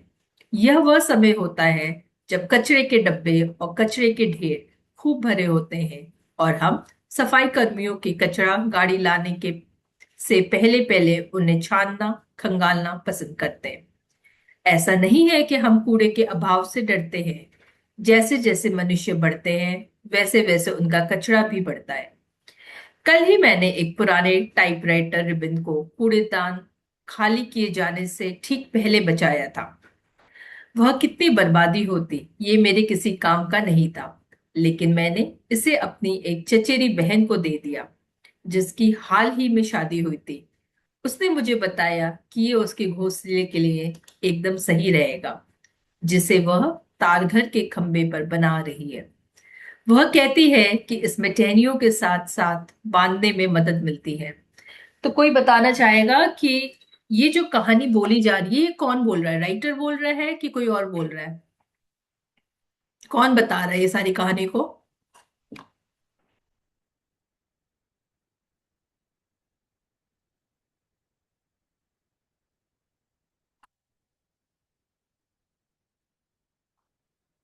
एक प्रोवर्ब यहाँ पे आया है, कौवा चला हंस की चाल अपनी चाल भी भूल गया। यस, सिंबॉलिकली ये सजेस्ट हो रहा है। तो ये कहानी कौवा ही अपने बारे में और अपने फ्रेंड्स के बारे में बोल रहा है। That's very good. तो यहाँ पे जो कौवा है थोड़ा नॉटी है पर वो हेल्पफुल भी है, एंड चूंकि वो हेल्पफुल है इसके कारण वो लोगों की हेल्प करता रहता है। और जो यहाँ पे अपनी चचेरी बहन के बारे में बोला गया है वो अपनी फैमिली के बारे में यहाँ पे बात कर रहा है। That's very nice. मेरे अपनी पसंद की टूथब्रश है। वे तो मेरे शौक है, वैसे ही जैसे मनुष्यों को डाक टिकट के संग्रह का शौक होता है। मेरे पास एक छोटा लेकिन चुनिंदा संग्रह है जिसे मैं बगीचे की दीवार के एक छेद में रखता हूँ। अब मुझसे ये मत पूछना कि मेरे पास कितने टूथब्रश है। कौवे को 2 से आगे गिनने में यकीन नहीं होता, लेकिन मुझे पता है मेरे पास एक से ज्यादा है। सच कहूं तो बहुत सारे हैं, क्योंकि इस सड़क पर कोई शख्स ऐसा शख्स नहीं है जिसने मेरे हाथ टूथब्रश न गवाया हो। तो ये जो कौवा है चूंकि थोड़ा नोटी है तो उसे टूथब्रश से कुछ ज्यादा ही प्यार है। ये लोगों के घर में टॉयलेट में जा करके टूथब्रश लेकर के उन्हें अपने पास कलेक्ट करता है। हम कटहल के पेड़ पर रहने वाले कौवे के हिस्से में सड़क का यह हिस्सा है, लेकिन किसी भी झगड़े या गलतफहमी से बचने के लिए हमने आपस में घर बांट लिए। मैंने ये बंगला चुना जिसके पिछवाड़े में बगीचा है। आखिरकार मैं हर समय कूड़ा करकट और फेंका हुआ तो नहीं खाता। कभी कभार मुझे पके अमरूद या पुदीने का नरम गूदा पसंद है और कभी कभी मुझे झिंगुर का नाश्ता पसंद है। बंगले में रहने वाले उन लोगों को मेरा आभारी होना चाहिए कि मेरे होने से फल चट कर जाने वाले झिंगुरों की तादाद ज्यादा नहीं रहती और उनके अवशिष्ट बचे नहीं रहते। लेकिन नहीं, इंसान कभी एहसानमंद नहीं होते। जैसे ही मैं किसी अमरूद के पेड़ में बसता हूँ वे मुझे पत्थर मारने लगते हैं। तब मैं पीछे के बरामदे की सीढ़ियों पर कूड़ेदान में लौट जाता हूँ। उन्हें मेरे वहां होने से कोई फर्क नहीं पड़ता। मेरा एक चचेरा भाई मेरे साथ बंगले में रहता है, लेकिन वह आलसी जीव है और भोजन की तलाश ज्यादातर मुझे ही करनी पड़ती है। कभी कभी ही मुझे उनसे कुछ मिलता है जिससे, लेकिन ज्यादातर समय वह अपने पंखों को फड़फड़ाता रहता है। अगले मोड़ पर बरगद के पेड़ पर रहने वाली एक सुंदरी को रिझाने की कोशिश करता है। तो यहाँ पे एक कंपैरिजन टाइप भी हो रहा है कि जिस तरीके से इंसान अपने आप को लोगों के साथ बात करने में समर्थ महसूस करता है, यहाँ पे ये जो पक्षी है ये जो कौवा है ये भी लोगों से बात करना चाहता है और ये अपनी लाइक एंड डिसलाइकिंग्स भी बता रहे हैं। उसे टूथब्रश पसंद है, खाने में उसे बैलेंस डाइट तो नहीं चाहिए लेकिन उसकी अपनी टेस्ट एंड प्रेफरेंसेस है।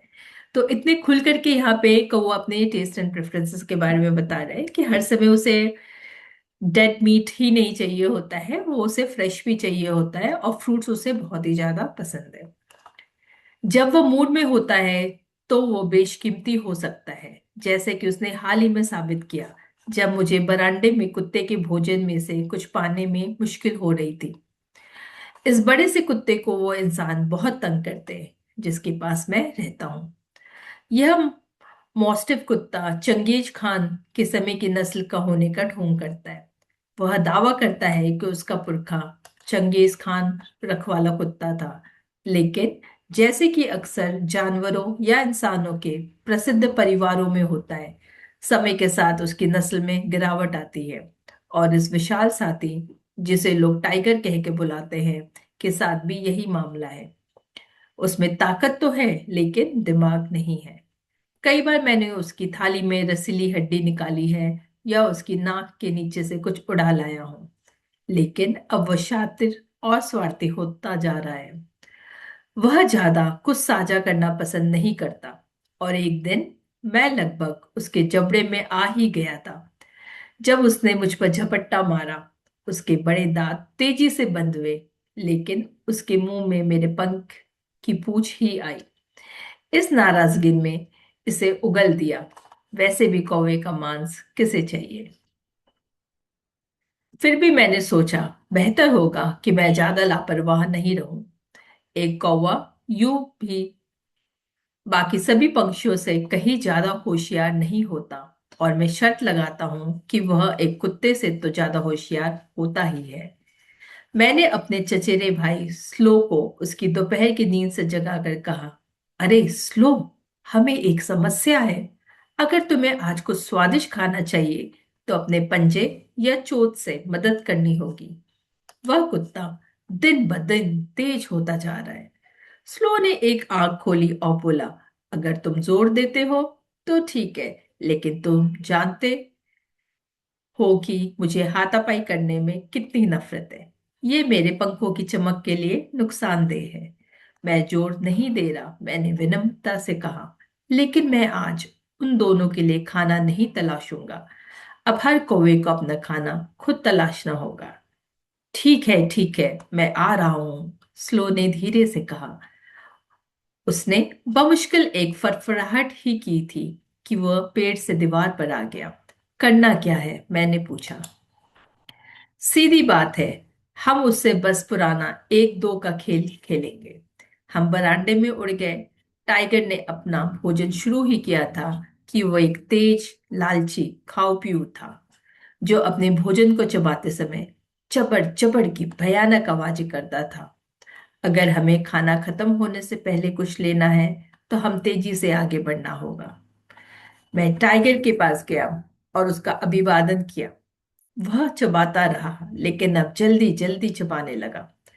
स्लो ने पीछे से आकर उसकी पूंछ के पास तेजी से चोंच मारी, जो उसका संवेदनशील अंग थी, और जैसे ही टाइगर गुर्राते हुए पीछे घूमा, मैंने फुर्ती से आगे बढ़कर कई छोटी छोटी बोटियां उड़ा ली।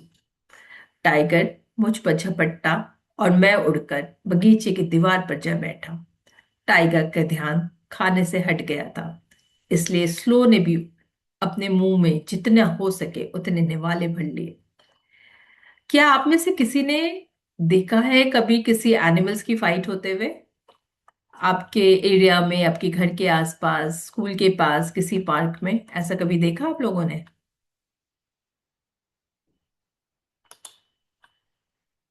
Dog versus dog, okay. और कौन सी फाइट देखी है? किसी और एनिमल की फाइट देखी है? डॉग जनरली फाइट करते हैं, यस, बट कई बार उनका वो गेम भी होता है।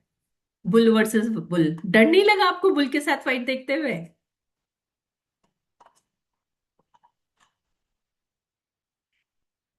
ठीक है, बहुत से बच्चों ने बहुत सारी फाइट देखी है। कोई बताना चाहेगा उस फाइट में क्या हुआ था?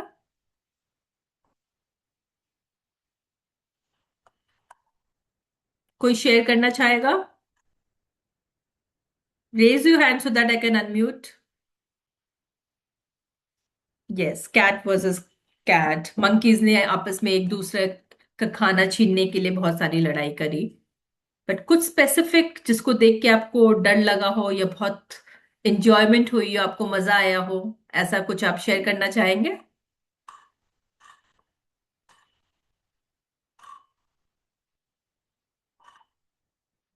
जुगजी सर, आपने कभी देखी एक फाइट जिसे आप शेयर करना चाहेंगे? हाँ, dogs I've seen, the very territorial, तो बहुत भयानक देखी थी मैंने एक बार। कुचिया ताल में देखा था, बहुत मतलब dog got badly hurt also, and many other dogs were also participating in that thing, एक के पीछे पड़ गए थे। Yeah, that was the worst I've seen. Otherwise, because as I said, dogs territorial होते हैं, तो लड़ाई भौंकते तो ही हैं। अगर कोई उनकी एरिया में आ जाता है तो और नहीं मैं सोच सकता, कुत्ते देखे मैंने पकड़ते हैं। हाँ जी sir, dog versus dog, cat versus cat, monkeys versus monkeys, and लोग वो खाने के लिए एक दूसरे पे झपट्टा मारना, ये सब चीजें तो बाकी बच्चों ने भी लिखा, उन्होंने भी काफी देखी है। तो चलिए कहानी में आगे बढ़ते हैं। यहाँ पे एक जो कौवा है वो डॉग के साथ फाइट कर रहा था, एंड वो इस कहानी को थोड़ा इंटरेस्टिंग बना रहा है। वह मेरे पास बगीचे की दीवार पर आ बैठा। हम वहां बैठकर दावत उड़ा रहे थे जबकि टाइगर नीचे भौंक रहा था। जाओ एक बिल्ली को पकड़ो, स्लो ने कहा, जिसका मतलब था तुम गलत संगत में हो बड़े लड़के। एक महान ऋषि प्रत्यस्तक थे। कभी सुना है उनके बारे में? मुझे नहीं लगता कि सुना होगा। उन्होंने कहा था, एक कौवे को किसी भी तरह नहीं सुधारा जा सकता।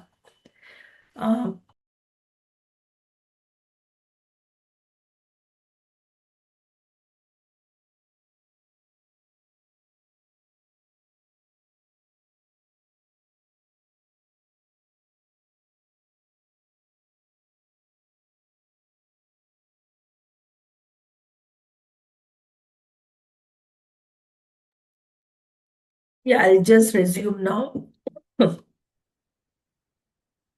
No, take your time, take 2 minutes, doesn't matter. Yeah, I'm good. अधिकांश मानव संतों की तरह वह अपनी सोच में बहुत स्पष्ट नहीं थे, इसलिए उनके अर्थ के बारे में कुछ गलतफहमी हो गई है।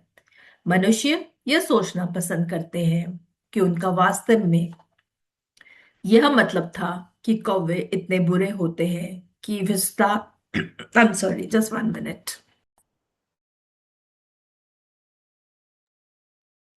एक बार मैंने बंदर को कुत्ते को तंग करते हुए देखा था। रिमेम्बर कसौली में वो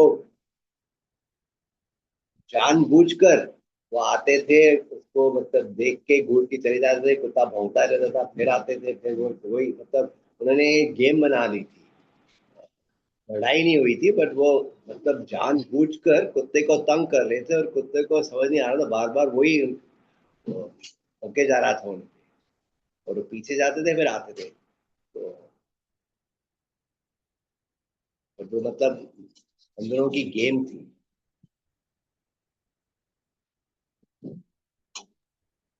हाँ जी सर, ये फाइटिंग जनरली आपका बहुत सारे एरिया में होती है, और ज्यादातर ये खाने को लेकर भी करते हैं। जब उनको लगता है कि हमारा खाना कोई हमसे स्नैच करके लेके जाएगा, तो वो इस रीजन के कारण फाइटिंग बहुत ही ज्यादा करते हैं।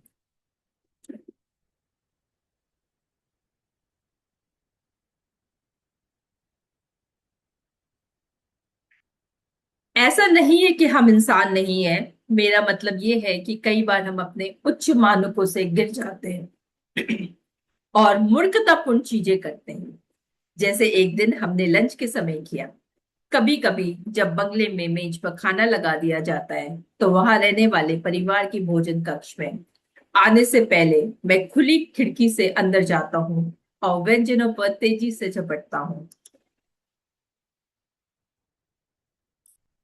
मैं भाग्यशाली होता हूँ कि किसी के आने और मुझ पर ब्रेड काटने का चाकू फेंकने से पहले सॉसेज या टोस्ट का एक टुकड़ा या यहाँ तक कि मक्खन की एक टिकिया ले उड़ता हूँ। लेकिन इस बार जैसे ही मैं टोस्ट पर पहुंच रहा था कि एक दुबला पतला आदमी, जिसे वे जूनियर साहब कहते हैं, अचानक आ गया और मुझ पर चिल्लाया।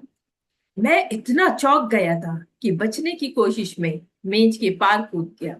मुझ पर कुछ उड़ गया और मैं उसे चकमा देने की कोशिश में मैंने एक गोलाकार वस्तु में अपना सिर डाल दिया, और फिर मुझे लगा कि अब उसमें से सिर बाहर नहीं निकलेगा। वहां अटके रहना सुरक्षित नहीं था, इसलिए मैं उस छल्ले के साथ खिड़की से बाहर उड़ गया। यह अब भी मेरे गले में है। इसे नैपकिन का छल्ला कहते हैं। ये एकदम गैर जरूरी चीज है, लेकिन कुछ लोग, खासकर खाते पीते लोग, इसमें नैपकिन लगाकर इसे अपनी मेज पर रखना पसंद करते हैं। नैपकिन का इस्तेमाल मुंह पोंछने के लिए किया जाता है। क्या आपको कभी ऐसी बकवास बात के बारे में सुना है? बहरहाल, मेरे गले में अब एक नैपकिन का छल्ला था, और जब मैं दीवार पर बैठकर उसे निकालने की कोशिश कर रहा था, तो उन इंसानों का पूरा परिवार मुझे देखने के लिए अपने बरामदे में इकट्ठा हो गया। वहां कर्नल साहब और उनकी पत्नी यानी मेम साहब थे, और थे दुबले पुतले पतले जून साहब। वह एक शरारती लड़का था। वह कर्नल साहब का पोता था, जिसे बाबा के नाम से जाना जाता, और वहां रसोइया था और माली भी था, और कुत्ता टाइगर था, जो ज्यादातर कुत्तों की तरह एक इंसान बनने की नाकाम कोशिश कर रहा था। आज वे मुझे गालियां नहीं दे रहे थे, और न ही मुझे मुक्के दिखा रहे थे। वे बस खड़े होकर हंस रहे थे। एक नैपकिन के छल्ले में एक कौवे का फंसना क्या इतना मजेदार है? तो यहाँ पे कौवा जो अपनी आत्मकथा सुना रहा है, उसे गुस्सा भी आ रहा है, और उसे समझ में भी नहीं आ रहा कि कुछ चीजें जो गैर जरूरी है, उसके लिए हम मनुष्य किस तरीके से खुश होते हैं, और नहीं हम सिर्फ खुश होते हैं, किस तरीके से हम अपनी चीजों को बहुत प्यार से दिखाते हैं और उसको यूज करते हैं। इससे भी बुरा तो कभी आगे होना था। शोर ने उस इलाके के अन्य कौवे का ध्यान आकर्षित कर लिया था, और अगर कोई कौवे से नफरत करता है, तो वह एक कौवा ही होता है, जो एक कौवे की तरह नहीं दिखता है।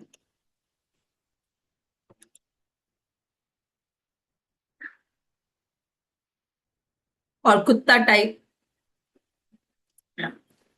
उन्होंने नीचे झपट्टा मारा और मुझ पर तब तक गोते लगाते रहे, जब तक कि उन्होंने मुझे दीवार से धकेलकर फूलों की क्यारी में नहीं गिरा दिया। फिर मुझे खत्म करने के इरादे से 6 या 7 कौवे मुझ पर झपट पड़े। और अरे सुनो, मैंने काऊ काऊ किया। यह मैं हूँ स्पीडी। क्या तुम मुझे मार डालने की कोशिश कर रहे हो? बिल्कुल सही है। तुम हमें स्पीडी नहीं लगते। तुमने उसके साथ क्या किया है बे? वे मुझ पर और भी तेज से झपटने लगे। तुम घटिया इंसानों के झुंड की तरह हो, मैं चिल्लाया। तुम उनसे कतई बेहतर नहीं हो। वे भी आपस में इसी तरह से बर्ताव करते हैं। यह सुनकर वे रुक गए। उन्होंने मुझे चोट मारने की कोशिश बंद कर दी, और हैरान होकर पीछे हट गए। उनके हमले में नैपकिन का छल्ला तोड़कर जमीन पर गिर गया था। अरे, ये तो स्पीडी ही है, उस झुंड में से एक ने कहा। कोई और नहीं है। प्यारे स्पीडी, तुम यहाँ क्या कर रहे हो? और वह कहाँ गया, जिस पर हम अभी अभी टूट पड़े थे। चूंकि नैपकिन का छल्ला उसके गले से निकल गया, तो अब वो दूसरा ही प्राणी दिखाई पड़ रहा था, और नैपकिन के छल्ले वाला उनके ही समूह के लोगों के लिए अलग दिख रहा था। तो एक छोटी सी चीज कैसे आपकी आइडेंटिटी चेंज कर देती है, और किस तरीके से आपको पोर्ट्रे करती है, ये बहुत ही अच्छा एग्जाम्पल यहाँ पे दिया गया है। उन्हें समझाने की कोशिश करने का कोई मतलब नहीं था। कौवे ऐसे ही होते हैं। वे सभी अच्छे दोस्त होते हैं, जब तक उनमें से कोई अलग दिखने की कोशिश नहीं करती। तब वो उनके लिए सिर्फ कोई और पक्षी हो जाता है। वह तिब्बत की ओर उड़ गया। मैंने कहा, यहाँ की आबोहवा उनकी सेहत के लिए अच्छी नहीं रह गई थी। यहाँ फिर गर्मियों का मौसम आ गया था, और हालांकि मैं सभी मौसमों में रहने वाला कौवा हूँ, लेकिन मुझे गर्मी के महीने अच्छे लगते हैं। इस समय इंसान आलसी हो जाता है, और इतनी शिद्दत से मेरा पीछा नहीं करते। कचरे के डिब्बे ऊप, ऊप, ऊपर तक भर जाते हैं, खाना खराब हो जाता है और लगातार फेंका जाता है। ज्यादा पक गया फल पल पल और स्वादिष्ट होता जाता है। अगर मेरे जैसे कौवे फालतू चीजें इकट्ठा करने के लिए आसपास न हो, तो इंसानों का काम भला कैसे चलेगा? तो यहाँ कौवा ये कहना चाह रहे हैं कि उनके ही लोगों के जैसे, उनके जैसे जब कुछ और एनिमल्स आ जाते हैं, कुछ और बर्ड्स आ जाते हैं, तो वो चीजों को काफी अच्छे से सेग्रीगेट करके जगहों पे रख देते हैं, जैसे कि चीजें बहुत अच्छे से इकट्ठी एक जगह होके गंद फैलाने की जगह आपस में मूव करके उनके हेल्पफुल हो सके। बंगले में एक नमूना है जूनियर साहब, लगता है कि वह हमारी सेवाओं की कभी तारीफ नहीं करेगा। वह बस कौवे से नफरत करता है। वह छोटा लड़का कभी कभार हम पर पत्थर फेंक सकता है, लेकिन उसकी तो लगभग हर चीज पर पत्थर फेंकने की आदत है। इसमें व्यक्तिगत कुछ भी नहीं है, वह बस आदतन पत्थर फेंकता है। मेम साहब शायद सबसे अच्छी है। वह अक्सर रसोई का कचरा, प्याज के छिलके, आलू के छिलके, पपड़ी और खाने के बचे हुए टुकड़े मेरे लिए फेंकती है। और यहाँ तक कि जब मैं अंदर घूमकर कुछ ले उड़ता हूँ जो मेरे लिए नहीं होता, तो भी वे बुरा नहीं मानती। जूनियर साहब जरूर नाराज दिखता है, लेकिन वो महिला कहती है, जैसे हम सभी अपना गुजारा करते हैं, उसी तरह कौवे भी अपना गुजारा करते हैं। अब समय आ गया है कि तुम रोजी रोटी कमाने के बारे में सोचो। जूनियर साहब उनका भतीजा है। उनका यही काम है कि वो कोई काम नहीं करता। कर्नल साहब में गजब का हंसोड़पन है, लेकिन यह अक्सर मुझ पर ही फूटता है। उन्हें लगता है कि मैं एक कॉमेडियन हूँ। वह कभी कभी मुझे बरामदे में टोकरी से अंडा निकालते दिखते थे, और एक दिन मेरी जानकारी के बिना उन्होंने टोकरी में अंडों की जगह कुछ और रख दिया। उस दिन उस ढेर में सबसे ऊपर मुझे एक चिकना गोल अंडा मिला, और इससे पहले कि कोई कौवा चिल्लाता, मैं उसे लेकर उड़ गया। वह सामान्य रूप से हल्का था। मैंने उसे लॉन में रख दिया और अपनी मजबूत चोंच से उसे फोड़ने लगा, लेकिन वह फिसलता या झाड़ियों में उछलता रहा।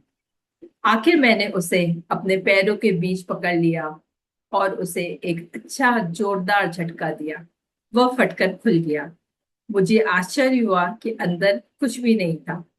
मैंने ऊपर देखा तो पाया कि वह बुढ़ा आदमी बरामदे में खड़ा और हंसी से दोहरा हो गया है। तो यहाँ पे कोई गेस करना चाहेगा कि वो अंडा जो अंदर से खाली था वो किस चीज का अंडा था? Any guess work? Dining table से अंडे को लेकर के कौवा भागा, उसको तोड़ने की और खाने की बहुत ज्यादा उसने काफी मशक्कत करी एक्चुअली खाने के लिए, बट जैसे ही वो खोलता है वो खाली निकलता है। तो क्या हो सकता है वो? चिकनी चीज, गोल गोल।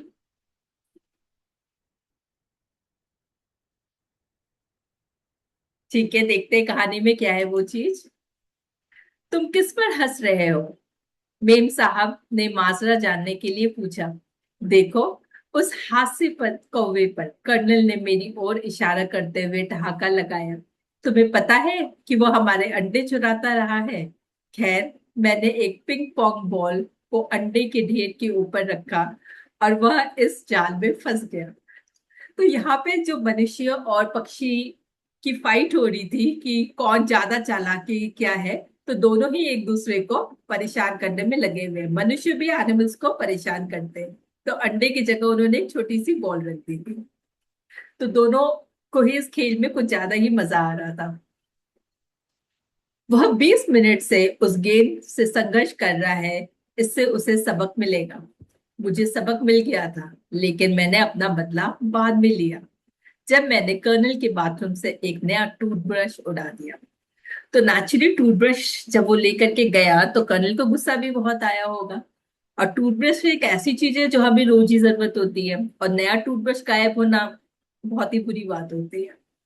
जूनियर साहब में जरा भी हंसोड़पन नहीं है। वो पूरे दिन घर और मैदानों में बेकार घूमता, सीटी बजाता या गाता रहता है। वह कौवा भी अंकल से अच्छा गाता है, लड़के ने कहा।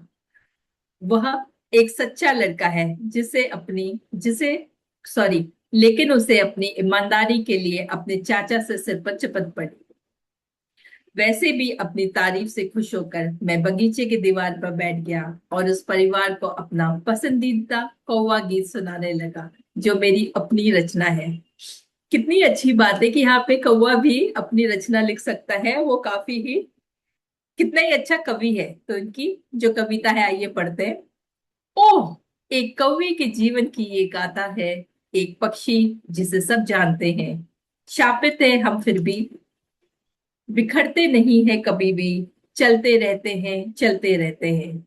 जानता हूं थोड़ा नटखट हूं और जूते सी भी नहीं है आवाज मेरी, लेकिन कोई और नहीं मुझसा चिकना, या किसी की चोंच नहीं मेरी तरस मेरी जितनी साफ, इसलिए वे खुशी खुशी लगाते हैं तस्वीर मेरी। ओह, एक कौवे के जीवन की ये गाथा है, मैं जो नहीं बोता वही काटता हूँ। चोर कहते हैं वे मुझको मानते हैं कि जल्द ही दुखी हो जाऊं मैं, लेकिन मुमकिन नहीं कौवे से छुटकारा मिलना। तो ये बहुत ही प्यारी सी कविता कौवे ने खुद लिखी है। मैंने अपनी ओर से भरसक अच्छा गाया और शाम की हवा का आनंद लेने के लिए लॉन में मौजूद उन इंसानों ने मेरे प्रदर्शन पर अचरज करते हुए चुपचाप मेरा गायन सुना। जब मैंने गाना खत्म किया तो मैंने तालियों के इंतजार में झुककर अपने पंख संवारे। वे कुछ सेकंड के लिए एक दूसरे को देखते रहे। फिर जूनियर साहब झुका और उसने एक बोतल ओपनर उठाकर मुझ पर फेंका। अच्छा, मैं तुमसे एक सवाल पूछता हूँ। इंसानों के बारे में कोई क्या कह सकता है? मैं हर तरह की आलोचना से उनका बचाव करने की पूरी कोशिश करता हूँ और बदले में मुझे दर्द मिलता है। कभी भी मैंने बोतल ओपनर वैसे भी मैंने बोतल ओपनर उठाया और उसे अपने फालतू संग्रह में शामिल कर लिया। अंधेरा हो गया था और जल्द ही हर कोई एक बोतल ओपनर की तलाश में इधर उधर देख रहा था। उन सबकी नजर में जूनियर साहब की लोकप्रियता मुझसे भी कम हो गई थी। एक दिन जूनियर साहब एक भारी बंदूक लेकर घर आया। उसने कई बार मेरी ओर बंदूक साधी और मैंने बचने के लिए गोता लगाया, लेकिन उसने गोली नहीं चलाई। शायद मैं बंदूक की मार की सीमा से बाहर था।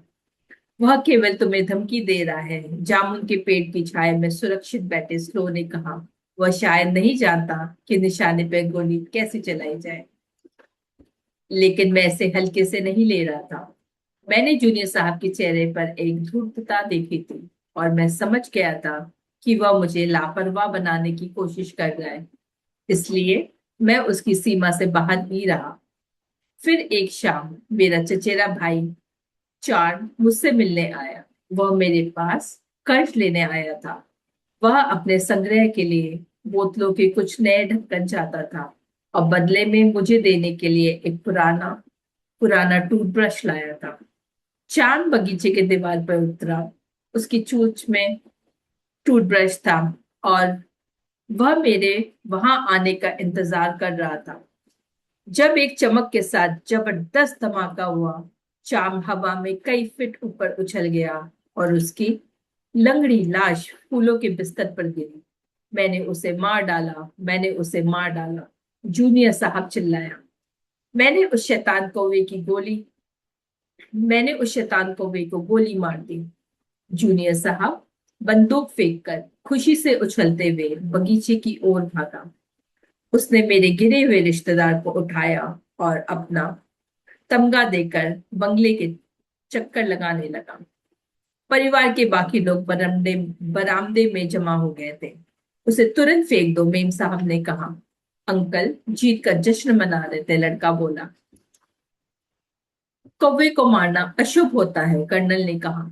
मैंने सोचा कि यह इस कार्यवाही में शामिल होने और सभी को यह बताने का सही समय है कि असली कौवा अपनी तरह का केवल एक स्पीडी चिंता है और जोशीला है।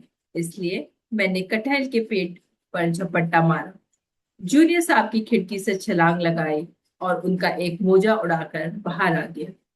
मरे हुए कौवे को विजयी भाव से दिखाते हुए जूनियर साहब बगीचे के रास्ते पर नाचते हुए आया। फिर जब उसने मुझे खिड़की की चौखट पर देखा तो मेरी चोंच में एक मोजा लटका हुआ था। उनका चेहरा उतर गया। उसकी आंखें हैरानी से बाहर निकल आई। वह बरगद के पेड़ पे उल्लू जैसा दिख रहा था। तुमने गलत कौवे को गोली मारी, कर्नल चिल्लाया, और हर कोई ठहाका मारकर लोटपोट हो गया। सो ये एम्बैरेसिंग भी हो रहा था यहाँ पे कि उन्होंने सोचा कि उन्होंने अपने एनिमी को मार दिया, जबकि वो कोई और था। इससे पहले कि जूनियर साहब सदमे से उबर पाता, मैं इत्मीनान से उठा और धीरे से फुदक कर दीवार पर जा बैठा। जूनियर साहब बंदूक लेकर दौड़ा सौड़ा आया, लेकिन अब तक अंधेरा हो चुका था और कुछ भी दिखाई नहीं दे रहा था। और मैंने मेम साहब को कर्नल से ही कहते सुना, बेहतर होगा कि इससे पहले कि वह कोई और शरारत करे, तुम ये बंदूक ले जाओ।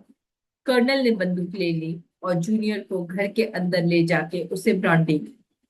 मैंने जूनियर साहब पर एक नया गीत तैयार किया और अगले दिन सुबह सुबह उनकी खिड़की के बाहर गाया। जानता हूं मैं कि तुम एक कौवे को जहर देना, गोली मारना या उसका गला घोटना चाहते हो। तुम्हें मेरा लाखों सलाम, लेकिन यह जान लो, दूसरों को ले आऊंगा मैं तो जनाब दो मुझे मंजूरी अपने सबसे इज्जतदार भाई का परिचय देने की। हालांकि मैं इस पूरे दुखम घटनाक्रम को अच्छी तरह समझ रहा था। आखिर मैं उस परिवार के अपने घर का कौवा था। मेरे साथी कौवे चांद के साथ हुए सलूक से नाराज था और जूनियर साहब से बदला लेने की कसम खा रहे थे। घर का कौवा, वह यह भूलकर बड़ी शिद्दत से चिल्लाया कि ये उपाधि हमें एक इंसान ने दी है। युद्ध के समय हम ये भूल जाते हैं कि हम पर अपने दुश्मनों का कितना कर्ज है। जूनियर साहब के बगीचे में कदम रखते हुए कौवे उस पर झपट पड़ते, काव काव करते हुए उसे कोसते और उसने सिर और हाथों पर ताबड़तोड़ वार करते। वह 16 टोपी पहनकर बाहर आया। उन्होंने उसकी टोपी गिरा दी और उसे घर के अंदर भगा दिया। एक बार उसने बरामदे की सीढ़ियों पर सिगरेट जलाने की कोशिश की। तभी स्लो ने बरामदे पे झपट्टा मारा और उनकी होठों से सिगरेट छीन ली। जूनियर साहब ने खुद को अपने कमरे में बंद कर लिया और अनगिनत सिगरेटें पी, और यह उसके हताश होने का साफ संकेत था। बीच बीच में मेम साहब बाहर आकर हमें भगाती, और क्योंकि वो दुश्मन नहीं थी, इसलिए हम पीछे हटकर बगीचे के दीवार पर आ बैठते। आखिरकार स्लो और मैं अपने आशियाने के लिए नहीं तो खाने के लिए ज्यादातर उसी पर निर्भर थे। लेकिन जूनियर साहब अगर घर के बाहर नजर आता तो इलाके के सभी कौवे बदले की आग में उस पर टूट पड़ते। मेम साहब ने कहा, ऐसा नहीं लगता कि वे तुम्हें माफ करेंगे। हाथी कभी नहीं भूलते और कौवे कभी माफ नहीं करते। कर्नल बोले, क्या आपको मेरी गुलेल चाहिए अंकल? लड़के ने पूछा। अपने बचाव के लिए चुप रहो, जूनियर साहब ने कहा और सोने के लिए चला गया। एक दिन वह पिछले दरवाजे से चुपके से निकलकर गैराज में घुस गया। थोड़ी देर परिवार की पुरानी कार, जो शायद ही कभी इस्तेमाल हो जाती थी,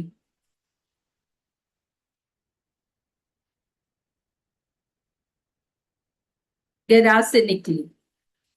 उसमें जूनियर साहब सवार था। उसने तय किया था कि अगर वह सुरक्षित रूप से बाहर नहीं घूम सकता तो वह ड्राइव के लिए जाएगा। कार की सभी खिड़कियां ऊपर थी। जैसे ही कार ड्राइववे में मुड़ी, लगभग 1 दर्जन कौवे उस पर टूट पड़े। वे बोनेट पर जमा हो गए और विंड स्क्रीन के सामने फड़फड़ाने लगे। जूनियर साहब को कुछ दिखाई नहीं दे रहा था।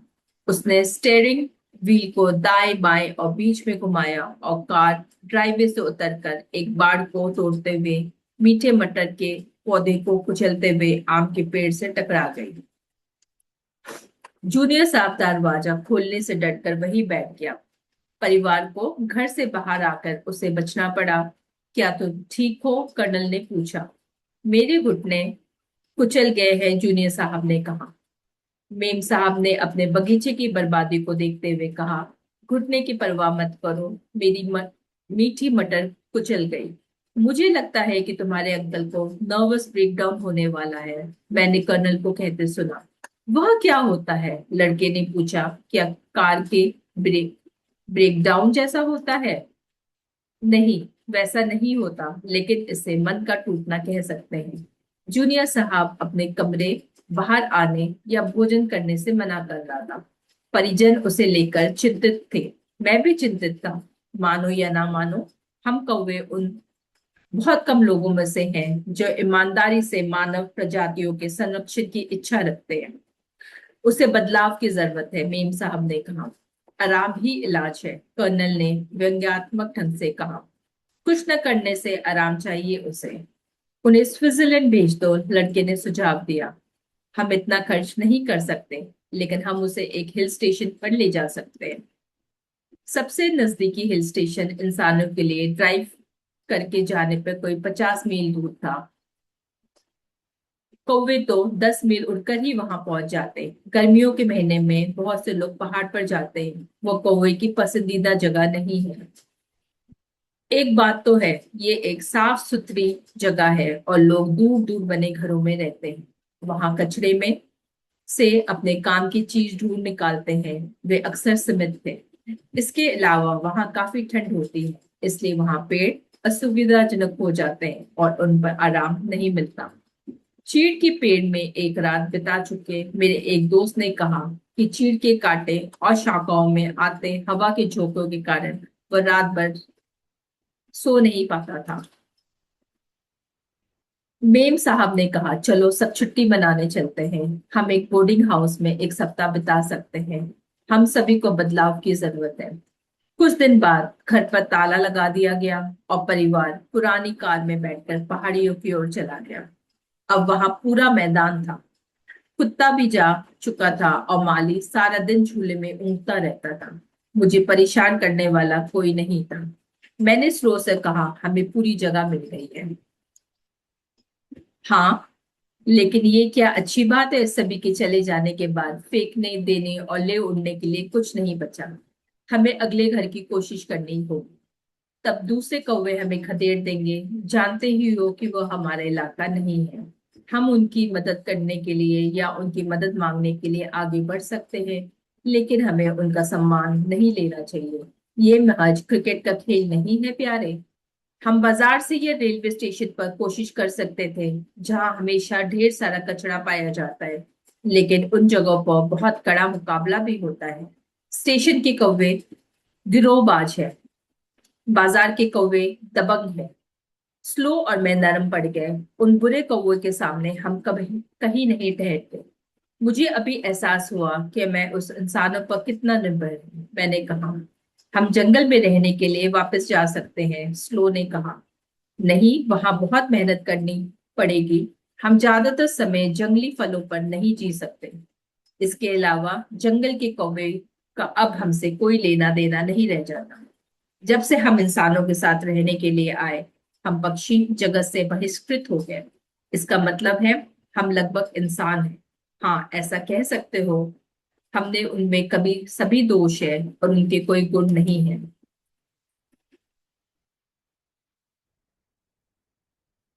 I think I should and here, क्योंकि ये चैप्टर थोड़ा लंबा होता जा रहा है। 12:40 का टाइम हो गया है। हाँ हाँ, मेरे को लगा कि ये नीचे लिखा था 1 मिनट लेफ्ट इन चैप्टर, ये 1 मिनट खत्म ही नहीं हो रहा है।